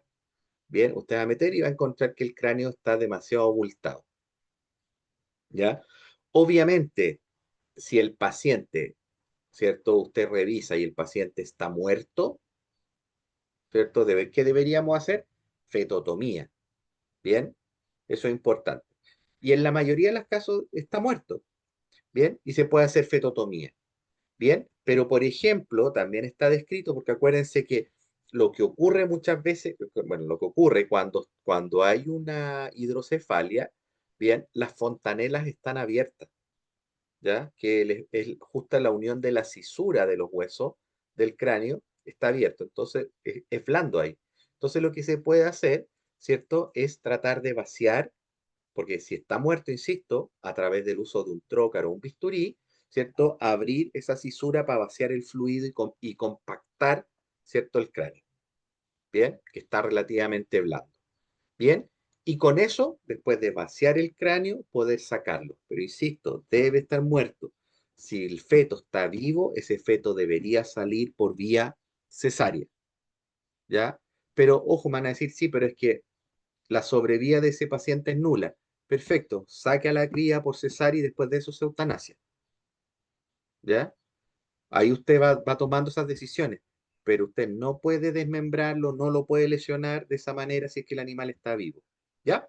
Esos son temas éticos que obviamente hay cosas que ustedes tienen que ir manejando ahí, ¿bien? Pero claro, hay que cortar. Por ejemplo, si el feto está muerto también, se podría hacer una fetotomía y en vez de colocar el fetótomo en el cuello, se podría colocar detrás de las orejas para seccionar una zona de la cabeza, sobre todo donde está el aumento, y sacar esa zona hacia el exterior. Bien, y después sacar el resto de la cabeza ya con el volumen más normalizado y con eso hacer otra extracción. ¿Se fijan? Bien, entonces ahí uno tiene que ir tomando decisiones. Bien, lo otro, otra alteración también son lo que se le llama anasarca, ¿ya? Que también se le llaman terneros de agua, que es un ternero chico, pero muy edematizado y que tiene los miembros muy cortitos. Bien, y normalmente está asociado a alguna alteración circulatoria. Bien, ahora, en general el diagnóstico es más fácil porque tiene un diagnóstico a través de la palpación vaginal, bien, a través, en el caso de animales mayores y en animales menores es un poco más difícil, pero lo puede hacer un ecografista experto. Se fijan, y aquí tiene, ¿cierto? Un feto que tiene esta anasarca, o también, como le dicen los terneros de agua, bien, un feto edematizado de manera generalizada, bien, en el cual también, pues, si está muerto, se puede intentar hacer una fetotomía. Si no es tan grande, se podría hacer una extracción forzada con harta lubricación, ¿cierto? Porque acuérdense aquí cuál es el problema, que el ancho de la cría es tan grande que por eso que impide el paso a través del canal de parto. Bien, acá hay uno, ¿cierto? Pero esto es producto de un aborto, ¿cierto? Pero fíjense también el tamaño que tiene, ¿cierto? El grosor que está tomando. Bien, y Dos, una obviamente, consulta. dígame, ¿sí? Y ahí no se saca, digamos, por parte. No Puede son ser, por eso puede ser. Ahí depende del tamaño y depende del grado de dilatación que logre la hembra. Por Ay, ejemplo, en esta imagen que ustedes ven acá, el feto lo más probable es que este feto esté muerto, ¿bien? Está muerto, pero igual están haciendo una extracción forzada. ¿Se fijan? tiene Y en el abdomen, dilatación. porque logra la dilatación. Si no logra la dilatación, tendríamos que ir por fetotomía. Perfecto. ¿Ya? Por eso le digo, esto es súper dinámico. Ahí cada uno después va tomando la decisión dependiendo del caso específico. Mm. ¿Ya? Pero aquí, por ejemplo, puede salir por cesárea. Perdón, por extracción forzada. Bien, hay otros casos también que son, ¿cierto? Dentro que se clasifican los teratos. Ya, por ejemplo, tenemos aquí la citis fetal, bien, donde hay un acúmulo de líquido libre de manera excesiva dentro del abdomen y también en la cavidad torácica. Bien, pero acuérdense, el tórax, como es un espacio confinado y está, ¿cierto?, cerrado por las costillas, no se dilata tanto, pero sí el abdomen. Bien, y obviamente, pues si tenemos un abdomen muy voluminoso en la cría dentro del útero, esa cría no va a poder salir. ¿Por qué? Porque va a quedar encajada justo en el zona abdominal porque hay mucho volumen. ¿ya? Entonces, dependiendo, ¿cierto? Si está vivo, se puede hacer cesárea porque no va a salir por vía natural. Si es que no sale por vía natural, bueno, hay que hacer cesárea. Si la cría está muerta, ¿cierto? Lo que está descrito en la literatura, por ejemplo, es ocupar una sonda metálica rígida, larga y se mete por la boca, si es que está muerto, ¿ya? Se mete por la boca hasta llegar hasta el abdomen y de ahí se vacía el fluido, ¿ya? Si está vivo hay que sacarlo, insisto, por cesárea. Bien, y si está en presentación posterior, y insisto, estando muerto, ¿cierto? Se pudiese abrir con un bisturí el abdomen para vaciar el abdomen del fluido. Entonces, ya vaciando el fluido, ¿cierto? Se tendría que hacer, ¿cierto? Una extracción forzada y después se hace un lavado completo del útero, tal cual como se hace en una fetotomía. ¿Ya? Pero acuérdense, cualquier decisión que usted haga siempre tiene que estar en base a si el feto está vivo o está muerto. Si está muerto, desde hace cuánto rato está muerto, ¿ya? Otra alteración que también se dan, ¿ya? Es, por ejemplo, son alteraciones como el chichosoma reflexum, ¿bien? Que es un feto que tiene alteraciones del desarrollo. Bien, durante su fase fetal o desarrollo desde, bueno, desde el desarrollo embrionario en adelante, tuvo un problema donde no se desarrolló la pared abdominal, ¿ya? No se produjo el cierre abdominal y por lo tanto el abdomen está abierto y las vísceras de la cría están expuestas al líquido placentario.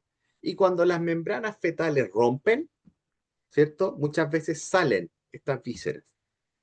Bien, pero además estas crías, que son los chichosomos reflexum, ¿cierto? Tienen alteraciones de la columna vertebral, y insisto también, muertos. Bien, y acá, ¿cierto? Tenemos unas imágenes de un chichosoma reflexum de edad muy temprana, ¿cierto? En periodo fetal inicial.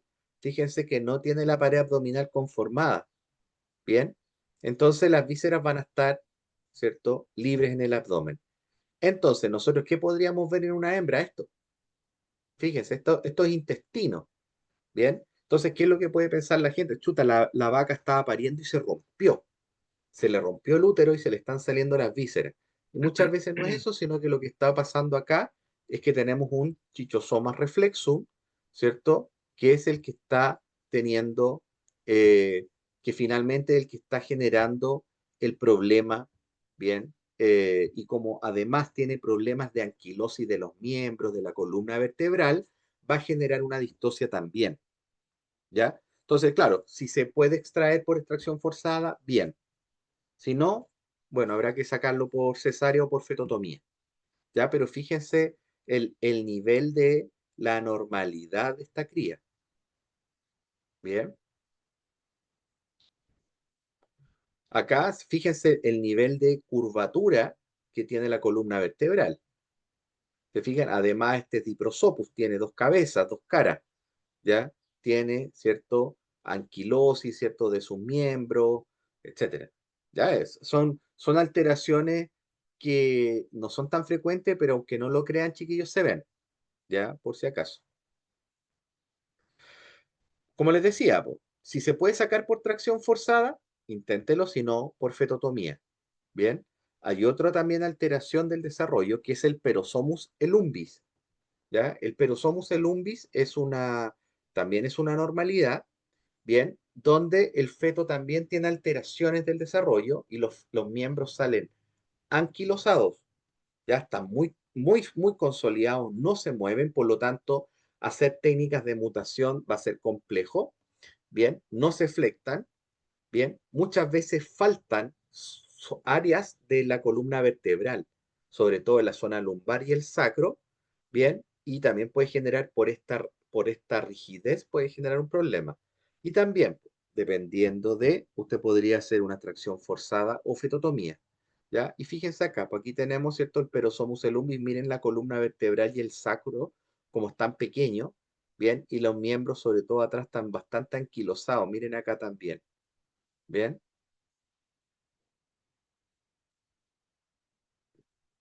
Pero también otra de las alteraciones que podemos tener y que pueden generar distocia pucha, son alteraciones clásicas que uno, ¿cierto? De repente lo ve. Ya en este caso, por ejemplo, una polimelia, ¿cierto? Una polimelia, un miembro extra, bien. Otra acá también tenemos miembro extra acá, ¿se fijan? Y en este caso también este es Diprosopus, ¿se fijan? Tiene dos cabezas acá, una cabeza aquí y una cabeza hacia adelante. Y por razón obvia eso no va a salir solo, ya no va a salir por vía vaginal, ¿bien? Sobre todo la cabeza, quizás los miembros quizás podrían salir por vía natural, ya con parto natural, pero ya al tener una cabeza que además una cabeza va a ir acá y la otra va a ir en B corta, obviamente el paso de la cría, a menos que fuese muy pequeñita, ¿cierto? Se va a dificultar. Bien, acá, por ejemplo, hay otro caso de una hemimelia tibial, ¿cierto? Donde no hay conformación de una zona ósea, ¿ya? Y por lo tanto también va a generar, ¿cierto? Algunas alteraciones, ¿cierto? Por ejemplo, el caso que haya que hacer alguna tracción, no vamos a tener donde hacer la toma, ¿cierto? Del miembro. Entonces vamos a estar terminando traccionando tejido blando, ¿bien? Acá tenemos otras que, por ejemplo, la artrogriposis múltiple, que al final la artrogriposis múltiple es una lesión propia de, ¿cierto? Donde se generan, ¿cómo se llama? Muchas anquilosis, ¿cierto? De manera generalizada, ¿ya? Entonces, fíjense cómo están, ¿cierto? Los miembros, ¿ya? Y obviamente hacer una técnica de mutación va a ser complejo. Puede hacerse, sí, e intentarse, ¿ya? Pero puede que muchas veces esta cría tenga que salir lamentablemente a través de una cesárea, ¿bien? Por ejemplo, este podría salir, yo creo, más que nada por una extracción, dependiendo sobre todo de si es que aquí se puede hacer puede flectar esta zona, ¿ya? Porque si esto está completamente rígido, va a ser un poco más difícil, ¿bien? Acá, ¿cierto? Algunos teneritos que pueden tener acondroplasia, que esto, yo he visto varios, he visto tenerito, he visto potrillo, ya tampoco es que uno dice mucho, pero hay, bien. Y la verdad que tienen, yo lo he visto con una sobrevía completamente normal. Incluso yo tenía una colega que tenía ¿cómo se llama? Un potrillo con acondroplasia y que lo tenía en su casa y hacía su vida completamente normal con los otros pacientes, con los otros caballos que tenía en su lugar de residencia, ¿ya? Pero hay que considerar que como el pequeñito, como de repente pueden tener estas alteraciones ¿cierto? De la longitud del miembro, bien, pueden generar, si es que yo tengo que hacer un manejo obstétrico, podrían generar alguna alteración, ¿cierto? O alguna, más que una alteración, una dificultad, ¿ya? Entonces, dependiendo de eso, uno podría hacer por ejemplo, un caso de una cesárea, bien, no es lo más común, pero sí se pueden encontrar en algunos casos en los animales, bien. Otro caso, ¿cierto? Escoliosis, ¿cierto? Curvatura de la columna, ¿bien? Que en general no es muy común que genere un problema de distosia, ¿ya? Pero acuérdense, cualquier alteración física que genere, ¿cierto? Alguna alteración de los ejes puede generar finalmente eh, una distosia, ¿bien? Acá ya estamos viendo, ¿cierto? Por ejemplo, crías dicéfala, ¿cierto? Donde vemos dos cabezas completas y con lo que les decía, pues esto no va a salir jamás, ¿ya? Y esto sí va a haber que sacarlo por vía cesárea. Bien, acá tenemos otro, ¿cierto? Otra, ¿cómo se llama? Clasificación, ¿cierto? De dicéfalo, ¿bien? Donde nosotros podemos observar ¿cómo se llama? Esta normalidad que puede generar distosia, ¿ya?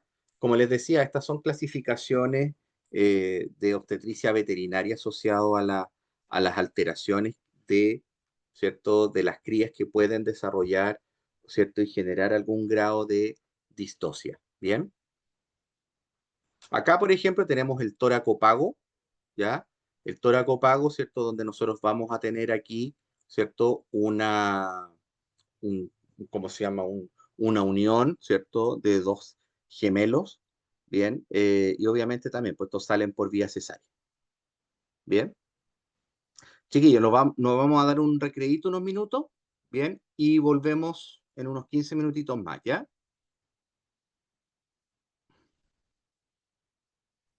Ya, profe. Ya, ahí sí. Ya, vuelvo entonces a esto mismo. Entonces, el feto absolutamente grande, ya dijimos, un feto grande en una vaca de talla normal, de talla adulta. Bien, es decir, una vaca una hembra ya desarrollada. Bien, mientras que el feto relativamente grande es un feto de tamaño normal, bien, en una vaca que tiene pelvis pequeña, que ahí puede ser, por ejemplo, una ternera o una vaquilla. Bien, y en ambos, ¿cuál es el manejo que nosotros deberíamos hacer? ¿Cierto? Primero, intentar una extracción forzada, ¿cierto? A través de los usos que ustedes ya saben, del uso del fármaco, ¿cierto? De, por ejemplo, eh, hacer epidural, ¿cierto? Colocar, por ejemplo, también lubricante y hacer toda la técnica completa de extracción forzada. Si la técnica de extracción forzada no funciona, bueno, nos tendremos que ir a la cesárea. ¿Bien? Pero acuérdense siempre, dependiendo, no traccionen lo que, por ejemplo, si la cría es grande y no pasa, por favor no intenten hacer estas extracciones forzadas que uno de repente las ve demasiado agresivas que pueden generar mucho daño. ¿Ya? Y también siempre es bueno considerar al final, por ejemplo, algunas características de los fetos. Y este es un feto que se le llama feto enfisematoso. El feto enfisematoso, bien, nosotros normalmente lo vemos como un feto que está lleno de aire. Es un feto que se murió, bien, dentro del útero, bien, y por lo tanto empieza a generar gas. Por eso se le llama enfisematoso, bien, y empieza a aparecer signos, que ya lo hemos conversado anteriormente, de alteraciones, ¿cierto? En la madre, porque empieza a producir compromiso sistémico, ya, pero en un primer momento, por ejemplo, a las 12 horas post-mortem, empieza a soltar el pelo, ¿ya? Este animal muerto. Y 24 horas ya se empieza a adicionar gas, empieza a salir mal olor. ¿Y por qué se llama, es cierto, feto enfisematoso? Usted lo puede palpar estando muerto, primero va a salir mal olor, pero además usted lo va a palpar y va a sentir gas, ¿ya? Debajo de la piel de la cría. Bien, y obviamente vamos a tener un compromiso sistémico de la madre y por lo tanto lo primero, apenas si es que se puede, insisto, se podría intentar fetotomía y si no, la eliminación de la madre. Ya dependiendo, acuérdense, eliminación o eutanasia, ahí usted póngale, ¿cierto?, el nombre según lo que va a hacer. ¿Ya? ¿Por qué? Porque de repente usted dice, ¿sabe que esto hay que eutanasiar? Pero muchas veces el propietario va a decir, no, sabes que yo voy a tratar de sacarle algo a este animal y los tratan de vender a la rápida, ¿ya? Yo no sé si les comenté, pero todavía hay algunos comerciantes de ganado que le dicen los buitres, ¿ya? Le dicen los buitres estas personas viajan, por ejemplo, y van comprando ganado en los diferentes lugares, ¿cierto? Dependiendo de si los llaman por un animal caído, por ejemplo, un animal enfermo, ellos los compran a muy bajo precio y los llevan a matadero directamente, por ejemplo, ¿ya? Entonces, muchas veces ellos son los que se llevan estos animales. Claro, uno puede indicar la eutanasia, pero si no, usted sabe que la decisión muchas veces, bueno, la gran mayoría de las veces es decisión del propietario. Bien, bueno, acá y ahora voy a colocar la última diapo, que era la que les decía que les tengo que subir. Es... Y con esto yo creo que ya vamos a ir terminando la parte de obstetricia para pasar a la parte ya de ginecología. Chuta. Vamos a hablar ahora, entonces, ahora de respecto de alteraciones de la gestación, ¿ya? Pero alteraciones como de tipo general, ¿ya? Que ya ahí vamos a ir conversando un detalle un poco de las cosas que uno debe ir haciendo y que se puede encontrar en el transcurso, ¿cierto?, de la actividad profesional, ¿ya? Dentro de las alteraciones de la gestación, nosotros podemos tener, por ejemplo, la mortalidad embrionaria, ¿bien? Otra alteración, otros problemas que podríamos tener nosotros serían las alteraciones de las membranas fetales durante la gestación, ¿cierto? Las alteraciones de la madre durante la gestación, ¿bien? La mortalidad fetal durante la gestación, no durante el parto, ojo, ¿bien? Y obviamente el aborto, ¿bien? Y partamos un poco conversando respecto de la mortalidad embrionaria, ¿ya? Que obviamente, ¿a qué se va a referir? La mortalidad embrionaria va a ser la mortalidad que se produce en el inicio de la gestación, durante el periodo embrionario, ¿bien? Y, ¿cierto? Que va a ser la muerte de estos cigotos o ocitos fecundados, ¿cierto? Y también de los embriones al final de la implantación. Bien, y en general la pérdida normal en especies domésticas va a ser entre un 25 a un 40% de estos. Bien, pero la gran mayoría siempre hay que considerar, porque acuérdense, la implantación no es tan temprano, bien, pero en general la mayoría de las pérdidas embrionarias van a ser antes del reconocimiento materno. ¿Se acuerdan que el semestre pasado conversábamos respecto al reconocimiento materno? La gran mayoría va a ser antes. Es por eso que muchas veces es muy difícil pesquisar si la hembra está perdiendo antes del reconocimiento, ¿cierto? Porque después del reconocimiento tenemos signos asociados, ¿cierto? Como la mantención del cuerpo lúteo, etcétera. Bien, en cambio antes uno no alcanza a saber si estuvo o no estuvo preñada. Bien, y ahí es donde se producen muchas pérdidas. Bien, aquí acuérdense cuando ocurre la implantación, ¿cierto? En las diferentes especies y a donde se produce el reconocimiento. Entonces, acuérdense, normalmente son antes, la gran mayoría va a ser antes del reconocimiento materno de la gestación. Bien, y aquí, por ejemplo, tenemos algunas fechas aproximadas de las pérdidas embrionarias en los mamíferos, las yeguas antes del día 10 a 14 posmonta, en las vacas de carne antes del día 15 servicio, lechera 19, oveja 14, 15, 18, cerda 9, 13 posmonta. Se fijan, son relativamente tempranas las pérdidas embrionarias, ¿ya? Y aquí hay muchas causas, no es solamente una causa infecciosa, ¿ya? Hay causas de tipo ambientales, causas nutricionales, etcétera. Bien, y muchas veces, dependiendo del momento, puede o no existir repetición de celo, ¿ya? Sobre todo en las hembras poliéstricas, ¿bien? Porque acuérdense que va a depender de qué, del momento en que se produce asociado al reconocimiento materno en la gestación.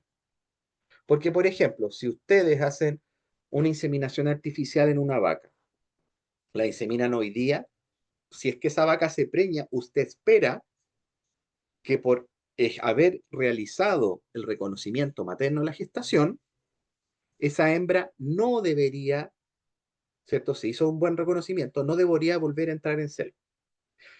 Pero si la hembra entra en celo a los 21 días después, ¿cierto? Uno lo único que dice es que la hembra repitió celo, no dice tuvo una mortalidad embrionaria.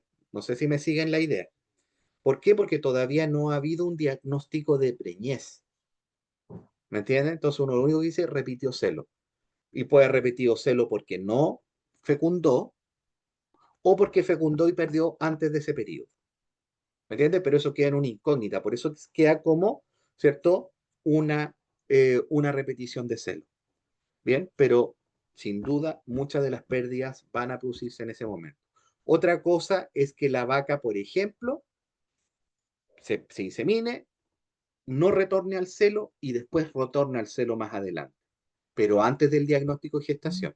Ahí uno ya empieza a tener más, eh, ahí uno ya empieza a tener más, ¿cómo se llama? Más idea de qué podría estar pasando.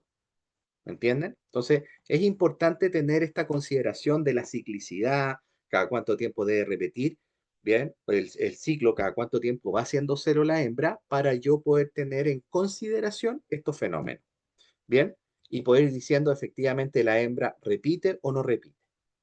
Bien, aquí volvamos a recordar, ¿cierto? Esto solamente lo voy a pasar la diapo, ya, pero acuérdense que la yegua tiene un esquema endocrino bastante específico respecto de, ¿cierto? De la formación de la progesterona. Acuérdense que forma un cuerpo lúteo primario, después forma cuerpo lúteo secundario y después la placenta es la que toma esa funcionalidad. Pero acuérdense, ¿qué pasa? Yo les decía, ¿qué pasa si el embrión equino eh, induce la formación de copas endometriales, logra formar copas endometriales y eso va a formar cuerpos lúteos secundarios posteriormente, ¿cierto? ¿Y qué pasa si la cría, perdón, fallece, se muere después de producir las copas endometriales? Los niveles endocrinos se van a mantener altos durante un tiempo. Por lo tanto, ahí también yo me puedo equivocar. Es por eso que el diagnóstico de gestación, en el caso de la yegua, tampoco es adecuado hacerlo con copas endometriales. ¿Me entiendes? Porque acuérdense que las copas endometriales se forman por células del trofoblasto que migran hacia, ¿cierto? hacia el útero, hacia la pared endometrial, y van a formar esta estructura que se va a transformar en un órgano endocrino. Pero si la alcanza a emitir esa célula y después muere el embrión, ¿cierto? Se va a producir todo el fenómeno igual natural que va a formar cuerpos lúteos secundarios ya no habiendo una gestación, ¿ya? Entonces, por eso que es importante todo esto que usted lo vaya entendiendo con la finalidad de después decir, efectivamente, si la yegua puede, por ejemplo, si se le murió la cría después del día, por ejemplo, en este caso en la imagen, al día 60, usted debería esperar que a pesar de que se haya muerto en el día 60 y los cuerpos lúteos ya se formaron, los cuerpos lúteos secundarios ya se formaron, uno recién podría esperar que la hembra retornara al celo después del día 150, cuando ya los niveles de progesterona vayan en decadencia y ya no exista una placenta que pueda mantener ese nivel de progesterona alta. ¿Se fijan? Por eso que es importante entender estas cosas. Ahora, ¿cuáles son, cierto, las principales causas? ¿Ya? Las principales causas de pérdida, ¿bien? De pérdida embrionaria. Tenemos los factores maternos, ¿cierto? Alteraciones en la madre, alteraciones del mismo embrión, factores materno-embrionarios, es decir, que la unión materno-fetal tenga alguna alteración, y también los factores ambientales, como yo les decía, la temperatura, temperaturas excesivas, etcétera. Todo eso puede ir generando, ¿cierto? Alteraciones. Bien, por ejemplo, en la vaca, la deficiencia de progesterona, bien, que puede estar asociado, ¿cierto?, a un cuerpo lúteo de desarrollo deficiente. ¿Ya? Hoy día se está haciendo harto en reproducción, sobre todo en yeguas ya, en bovino yo creo que de ahí cada vez va a empezar a entrar más, bien, la evaluación del cuerpo lúteo desde el punto de vista de su irrigación, porque eso ya está estudiado, que un cuerpo lúteo, mientras más irrigación tenga periférica, y eso se ve con Doppler, bien, le puede indicar a usted, ¿cierto?, si ese órgano endocrino logra producir la cantidad de progesterona adecuada para mantener una gestación. ¿Se fijan? Entonces, hay cuerpos lúteos que son deficientes en producción y obviamente eso puede generar una pérdida gestacional temprana. ¿Ya? Pero también podemos tener, por ejemplo, endogamia, ¿cierto? De repente cruzas entre líneas familiares. Por eso que ustedes saben que en el caso del ganado, por ejemplo, idealmente los toros de ustedes, si tienen un toro en un campo, ese toro ojalá cambiarlo al tercer, cuarto año. ¿Ya? ¿Por qué? Porque si no va a empezar a hacer endogamia, o sea, a empezar a cruzar con sus familiares. ¿Ya? Y eso hay que evitarlo, ¿ya? Las preñeces múltiples también pueden generar pérdidas tempranas, ¿ya? Como en el caso de las yeguas que habíamos conversado. Aberraciones cromosómicas, alteraciones durante la fecundación, ¿bien? La lactancia también genera problemas, ¿ya? Es decir, el desgaste, ¿cierto? O enfoque metabólico del animal para producir leche puede llevar a tener alteraciones, ¿cierto? ¿Cómo se llama? De la gestación temprana. ¿Ya? Las gestaciones dobles, como les comentaba, ¿ya? La nutrición, ¿bien? La edad materna avanzada. Hembras muy viejitas pueden tener alteraciones, ¿cierto? Y pérdidas tempranas. También la sobrealimentación en algunos casos. Como les decía, la temperatura ambiental, la temperatura elevada va a generar alteraciones y pérdidas, ¿ya? Y si ustedes se fijan, va más o menos repitiéndose lo mismo, ¿bien? El hacinamiento también, ¿bien? Pero en general tenemos factores entonces maternos, ambientales, nutricionales, ¿cierto? Y factores ya propios del embrión, ¿bien? Que se va a generar pérdida, ¿bien? Acá, por ejemplo, ¿cierto? Y otra cosa, también podemos tener pérdidas tempranas en caso de errores producto de, por ejemplo, la administración de una prostaglandina F2 alfa en una paciente que no se evaluó bien y se colocó, ¿cierto? Y se generó lamentablemente un aborto. Bien, acá en este caso, por ejemplo, en el caso de la tricomona, ¿cierto? Se puede haber generado una gestación, se produce la mortalidad del feto, la muerte, perdón, del embrión después del reconocimiento y por lo tanto el cuerpo lúteo se mantiene y esto puede generar una piometra, ¿ya? Y ahí tenemos un útero, ¿cierto? Que está con secreciones, bien, con secreciones, bien, y cuerpo lúteo activo, bien.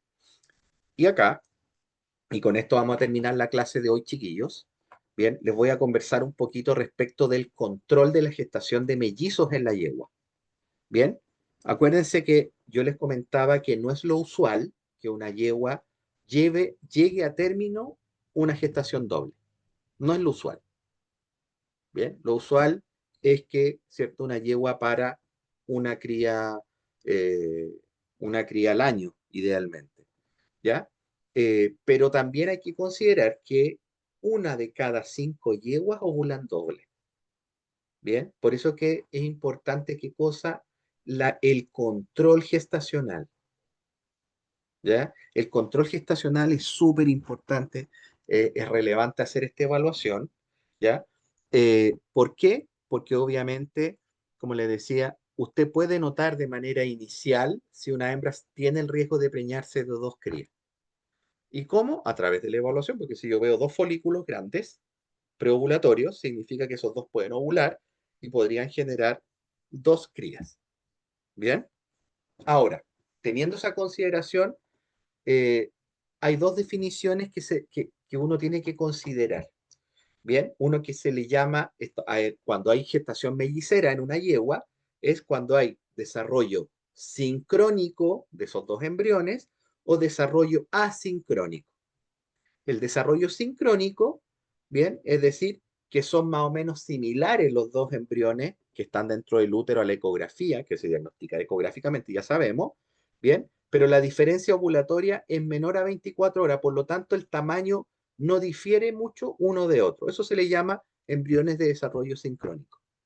Mientras los embriones de desarrollo asincrónico hay una diferencia ovulatoria mayor a 24 horas y ahí podemos ver una vesícula gestacional chica y una mucho más grande. Eso es asincrónico. ¿Ya? Entonces, tenemos que considerar eso, pero también dependiendo del lugar donde se encuentren. ¿Por qué? Porque si tenemos una cría que es de desarrollo sincrónico o asincrónico, dependiendo de si se encuentran en el mismo cuerno ambos o si se encuentran en cuernos distintos. ¿Por qué? Porque ¿cómo se llama? La reducción natural o no va a depender de eso. ¿Ya? Entonces, miren, esto es bien simple para ir explicando. Miren, si son sincrónicos, es decir, a la ecografía usted ve 2 circulitos iguales, ¿cierto?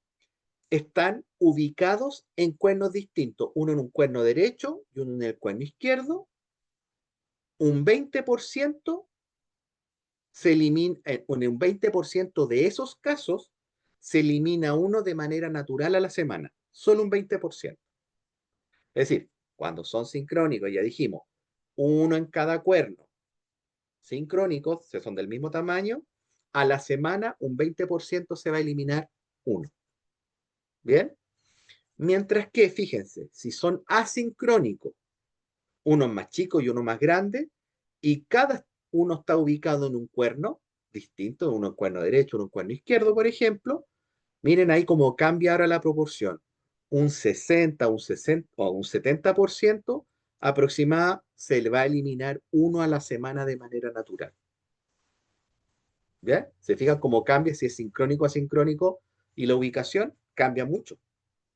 Ahora, si son sincrónicos, pero están en el mismo cuerno, los dos están en el cuerno izquierdo o los dos están en el cuerno derecho, un 50% se elimina uno de manera natural, ¿ya? A la semana. ¿Se fijan? Ahí estamos en una probabilidad de un 50%. Son sincrónicos igualitos, pero en el mismo cuerno. ¿Bien? Y si son asincrónicos, en el mismo cuerno, fíjense, uno más chico y uno más grande, ¿bien? Ubicados ambos en el mismo cuerno, sobre un 90% aproximadamente se elimina de manera natural. ¿Ya? Por lo tanto, si ustedes se dan cuenta, aquí tenemos varias cosas que hacer. Por ejemplo, en este último que vemos, ¿cierto? En el sobre el 90%, bien, el asincrónico en un mismo cuerno, ¿cierto? Lo que se recomienda es controlar a la yegua, solamente hacer control. ¿Por qué? Porque se sabe que aproximadamente a la semana de esos asincrónicos que están en el mismo cuerno, uno se va a eliminar y normalmente el que se elimina es el más pequeño, de manera natural. ¿Bien? Mientras que se nos va generando ahora, nos va quedando un tema capo, ¿ya? Y yo no sé si ustedes han escuchado, yo les conversé en algún momento, ¿cierto? Lo que era la ruptura de la vesícula gestacional a través de la palpación, ¿ya? Que yo podía tomar y romper, tomar ¿cómo se llama? La vesícula gestacional y comprimirla y destruirla, ¿ya? ¿Cierto? Y ahí yo puedo romper uno u otro. Bien. Y aquí, si ustedes se fijan, yo podría, por ejemplo, pensar, darle una chance, por ejemplo, al que tiene asincrónicos ubicados uno en cada cuerno, porque ya estamos hablando de un 60-70% posibilidad que sea eliminar uno de manera natural, solo. ¿Ya? Entonces, tanto el asincrónico en cada cuerno como el asincrónico en un mismo cuerno tienen mucho más posibilidades de que se reduzcan solos. Entonces nos van quedando los otros dos, ¿cierto? Los sincrónicos en cuernos diferentes y en el mismo cuerno, ¿ya? Por lo tanto, muchas veces se termina haciendo más tarea de manera mecánica de destruir en el primer caso, ¿ya? En el caso donde tenemos sincrónico, ¿cierto? En cuernos distintos, donde ahí sí efectivamente es más factible hacer esa destrucción. ¿Bien? Ahora, como les decía, normalmente esta eliminación debe ser, ¿cierto? Prefijación, porque acuérdense que se produce el embrión viaja y llega un momento en que ya no viaja más y se fija. No es que se implante, se fija y no se mueve más. Y de ahí empieza a crecer hasta su implantación. ¿Ya? Idealmente esta eliminación debe ser prefijación, ¿ya? Y eso ocurre entre el día 13 y 16. Y como les decía, se hace a través de compresión manual. Bien, compresión manual y después de la compresión manual se administra un AINE. Normalmente colocan fluniximab y glumine. Bien, pero otra forma también de intentar hacer una reducción de este embrión más pequeño, en los casos que yo les decía, que son más, ¿cómo se llaman? Los sincrónicos en un cuerno, en ambos cuernos, cada uno en un cuerno, es también intentar hacer un estrés nutricional, ¿ya? Para el cual usted hace un ayuno sólido. ¿Ya? Y deja la yegua, ¿cierto? Sin comida, solo sin comida, no con agua, el tema de agua se mantiene, sin comida sólida durante 24 horas. Y muchas veces ese solo estrés nutricional genera la reducción del embrión más débil, podríamos decir, o el más pequeño, ¿ya?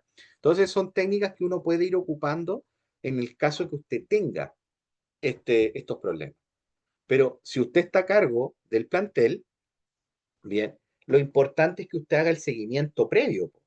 Porque si usted está haciendo el seguimiento previo a través de la ecografía, va metiendo ecografía, y usted observa que hay un folículo grande en cada ovario, obviamente quizás es mejor decir, ¿sabes qué? Mejor me aguanto, que ovule esta yegua y después la vuelvo a sincronizar porque yo necesito un solo folículo. Porque si tengo dos, voy a tener esta posibilidad de tener dos crías. ¿Bien? Y la otra sería, ¿cierto? Si es que se me produce este problema y yo no quiero hacer ni una de las dos cosas, no me funcionó el estrés nutricional, no quiero hacer la compresión manual, bueno, ahí usted podría colocar una prostaglandina, ¿cierto? Para destruir el cuerpo lúteo y que se perdieran ambas crías. ¿Ya? Total, estamos hablando de unas crías en desarrollo temprano. ¿Bien? Pero eso Doc, tiene que ver con manejos que usted va a realizar. ¿Ya? Doc, Dígame. ¿por qué no, pensando, ¿por qué no querría, por ejemplo, hacer la compresión manual? Porque quizás no la sabe hacer. Ok.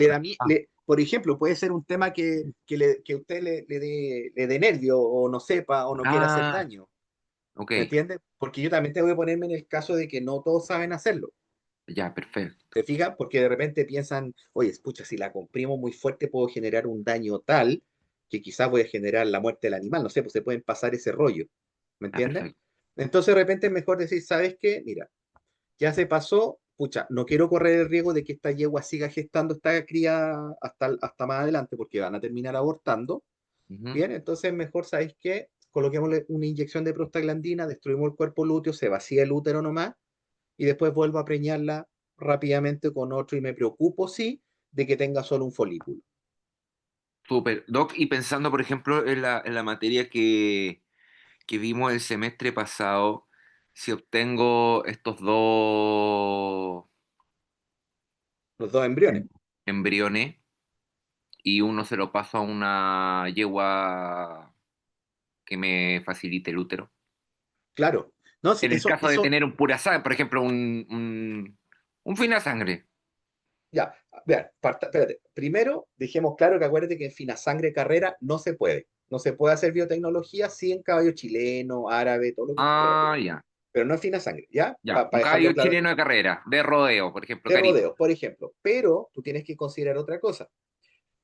Esto de acá, usted se lo encuentra al diagnóstico de gestación normalmente. Y el diagnóstico de gestación es el día 14-15. Y la transferencia de embriones, el flatching, usted lo De hace ver. entre el día 7 y 8. Sí, la fecha se me había olvidado. Ok. Claro, entonces, ¿qué pasa? Que de repente, por ejemplo, no sé, pues mis colegas que se dedican harto a la transferencia en break, que eso así es una cuestión de muy seguido, de Ujú. repente me dicen, no sé, pues esta yegua nos sorprendió, porque hicimos el lavado y me salieron 2 embriones. Y como tengo tres yeguas receptoras, a una Súper, le coloco a 2 yeguas tengo para colocar, o coloco uno y el otro lo congelo, lo vitrifico y lo congelo. ¿Te súper. fijas? Pero muchas veces usted va a llegar y le va a decir, doctor, venga a hacerme el examen del diagnóstico de gestación al día 15 y usted llega allá, hace una ecografía y encuentra 2. Ah, ya. Ahí Pero ojo, prostaglandina al tiro. es que ahí puede, claro, ¿por qué? Porque o hace, mira, lo que tú podrías hacer es decir, si usted le llega en ese momento, hace el diagnóstico, encuentra 2, usted le dice, mire, hagamos un estrés nutricional para que no te vayáis a la compresión. Claro. Dejemos las 24 horas sin comida, yo vuelvo, Ujú. no sé, por 2 días más. Vuelves, ecografía, y si está la cría todavía, haga la prostaglandina. Súper, ¿Te fijas? Porque si ella al día siguiente usted vuelve y solamente hay uno, perfecto, estamos listos, no hagamos nada. Quedémonos con eso. ¿Te fijas? perfecto. ¿Por qué? Porque usted tiene el día máximo de eliminación el día 28, Ya, ¿ya? Y si no lo hiciste, ya lamentablemente lo recomendable es que usted induzca el aborto, finalmente. perfecto. ¿Te fijas? ¿Por qué? Porque tú sabes que si yo dejo esa gestación va a terminar abortando al séptimo mes, octavo mes, en la mayoría de los casos. Sí. Sabemos sí que hay reportes de crías melliceras que nacen y todo el cuento, pero no es lo más usual, pues la mayoría de las veces son abortos y ni un aborto es bonito, Ninguno es ¿ya? bonito, sí. Claro, entonces por eso que yo creo que es mejor hacer esta esta comparativa, ¿cachai? Entender de Ujú. qué es lo que puedo hacer. Pues de repente, por eso le digo, si usted no, de repente encuentra que todavía no está muy capacitado con la palpación, ya, pero hizo la ecografía y encontró 2, haga el manejo simple, parta haciendo el ayuno, pero Ujú. también entienda que dependiendo de la conformación que les acabo de comentar, van a haber más o menos posibilidades que estas cuestiones se reduzcan solas. Si no se reducen solas, pues no coloque prostaglandina. O haga estrés nutricional y después coloque prostaglandina. ¿Cachai? Súper. Esa es más o menos la idea. Pero también otra cosa, para usted tener certeza de que esas 2 vesículas, las 2 son gestación, muy importante que usted haya Ecografía. hecho un mapeo. Haga un mapeo antes del útero, antes de la temporada reproductiva, Ah, porque perfecto. acuérdense que hay yeguas que tienen quistes endometriales y el quiste endometrial en algunas ocasiones se podría confundir con una gestación. Y quizá esa yegua tiene un quiste endometrial y una gestación y usted está peleando con las posibles 2 gestaciones y al final tiene una sola, ¿me entiende? Y lo otro es un quiste. Por eso es que es tan importante el mapeo previo, ¿ya? Ok. ¿Bien? Ya, eso. Eh, sí, lo vamos a dejar hasta aquí por el día de hoy, ¿ya? Porque vamos súper bien con la materia, así que ¿tienen alguna otra consulta, chiquillos? No, al menos ¿No? por mi parte no. No sé si Ya, algún compañerito ahí tendrá alguna duda. eco, ¿ya? Pero Así está que clarito. si no hay dudas, chiquillos, lo vamos a dejar hasta aquí entonces y ya vamos a ir terminando la próxima clase. Ya se nos viene la cátedra, acuérdense, y como lo conversamos la otra vez, vamos a hacer, eh, nos vamos a juntar el día viernes previo a la prueba, ¿ya? ¿Cómo se llama? Para aclarar dudas, ¿ya? Como lo hicimos el semestre pasado. ¿Les parece? Gracias, profe. Estupendo. Ya, chiquillos, que tengan un bonito fin de semana, descansen. Chao, profe, gracias. Chao, cuídense, que estén bien. Igual.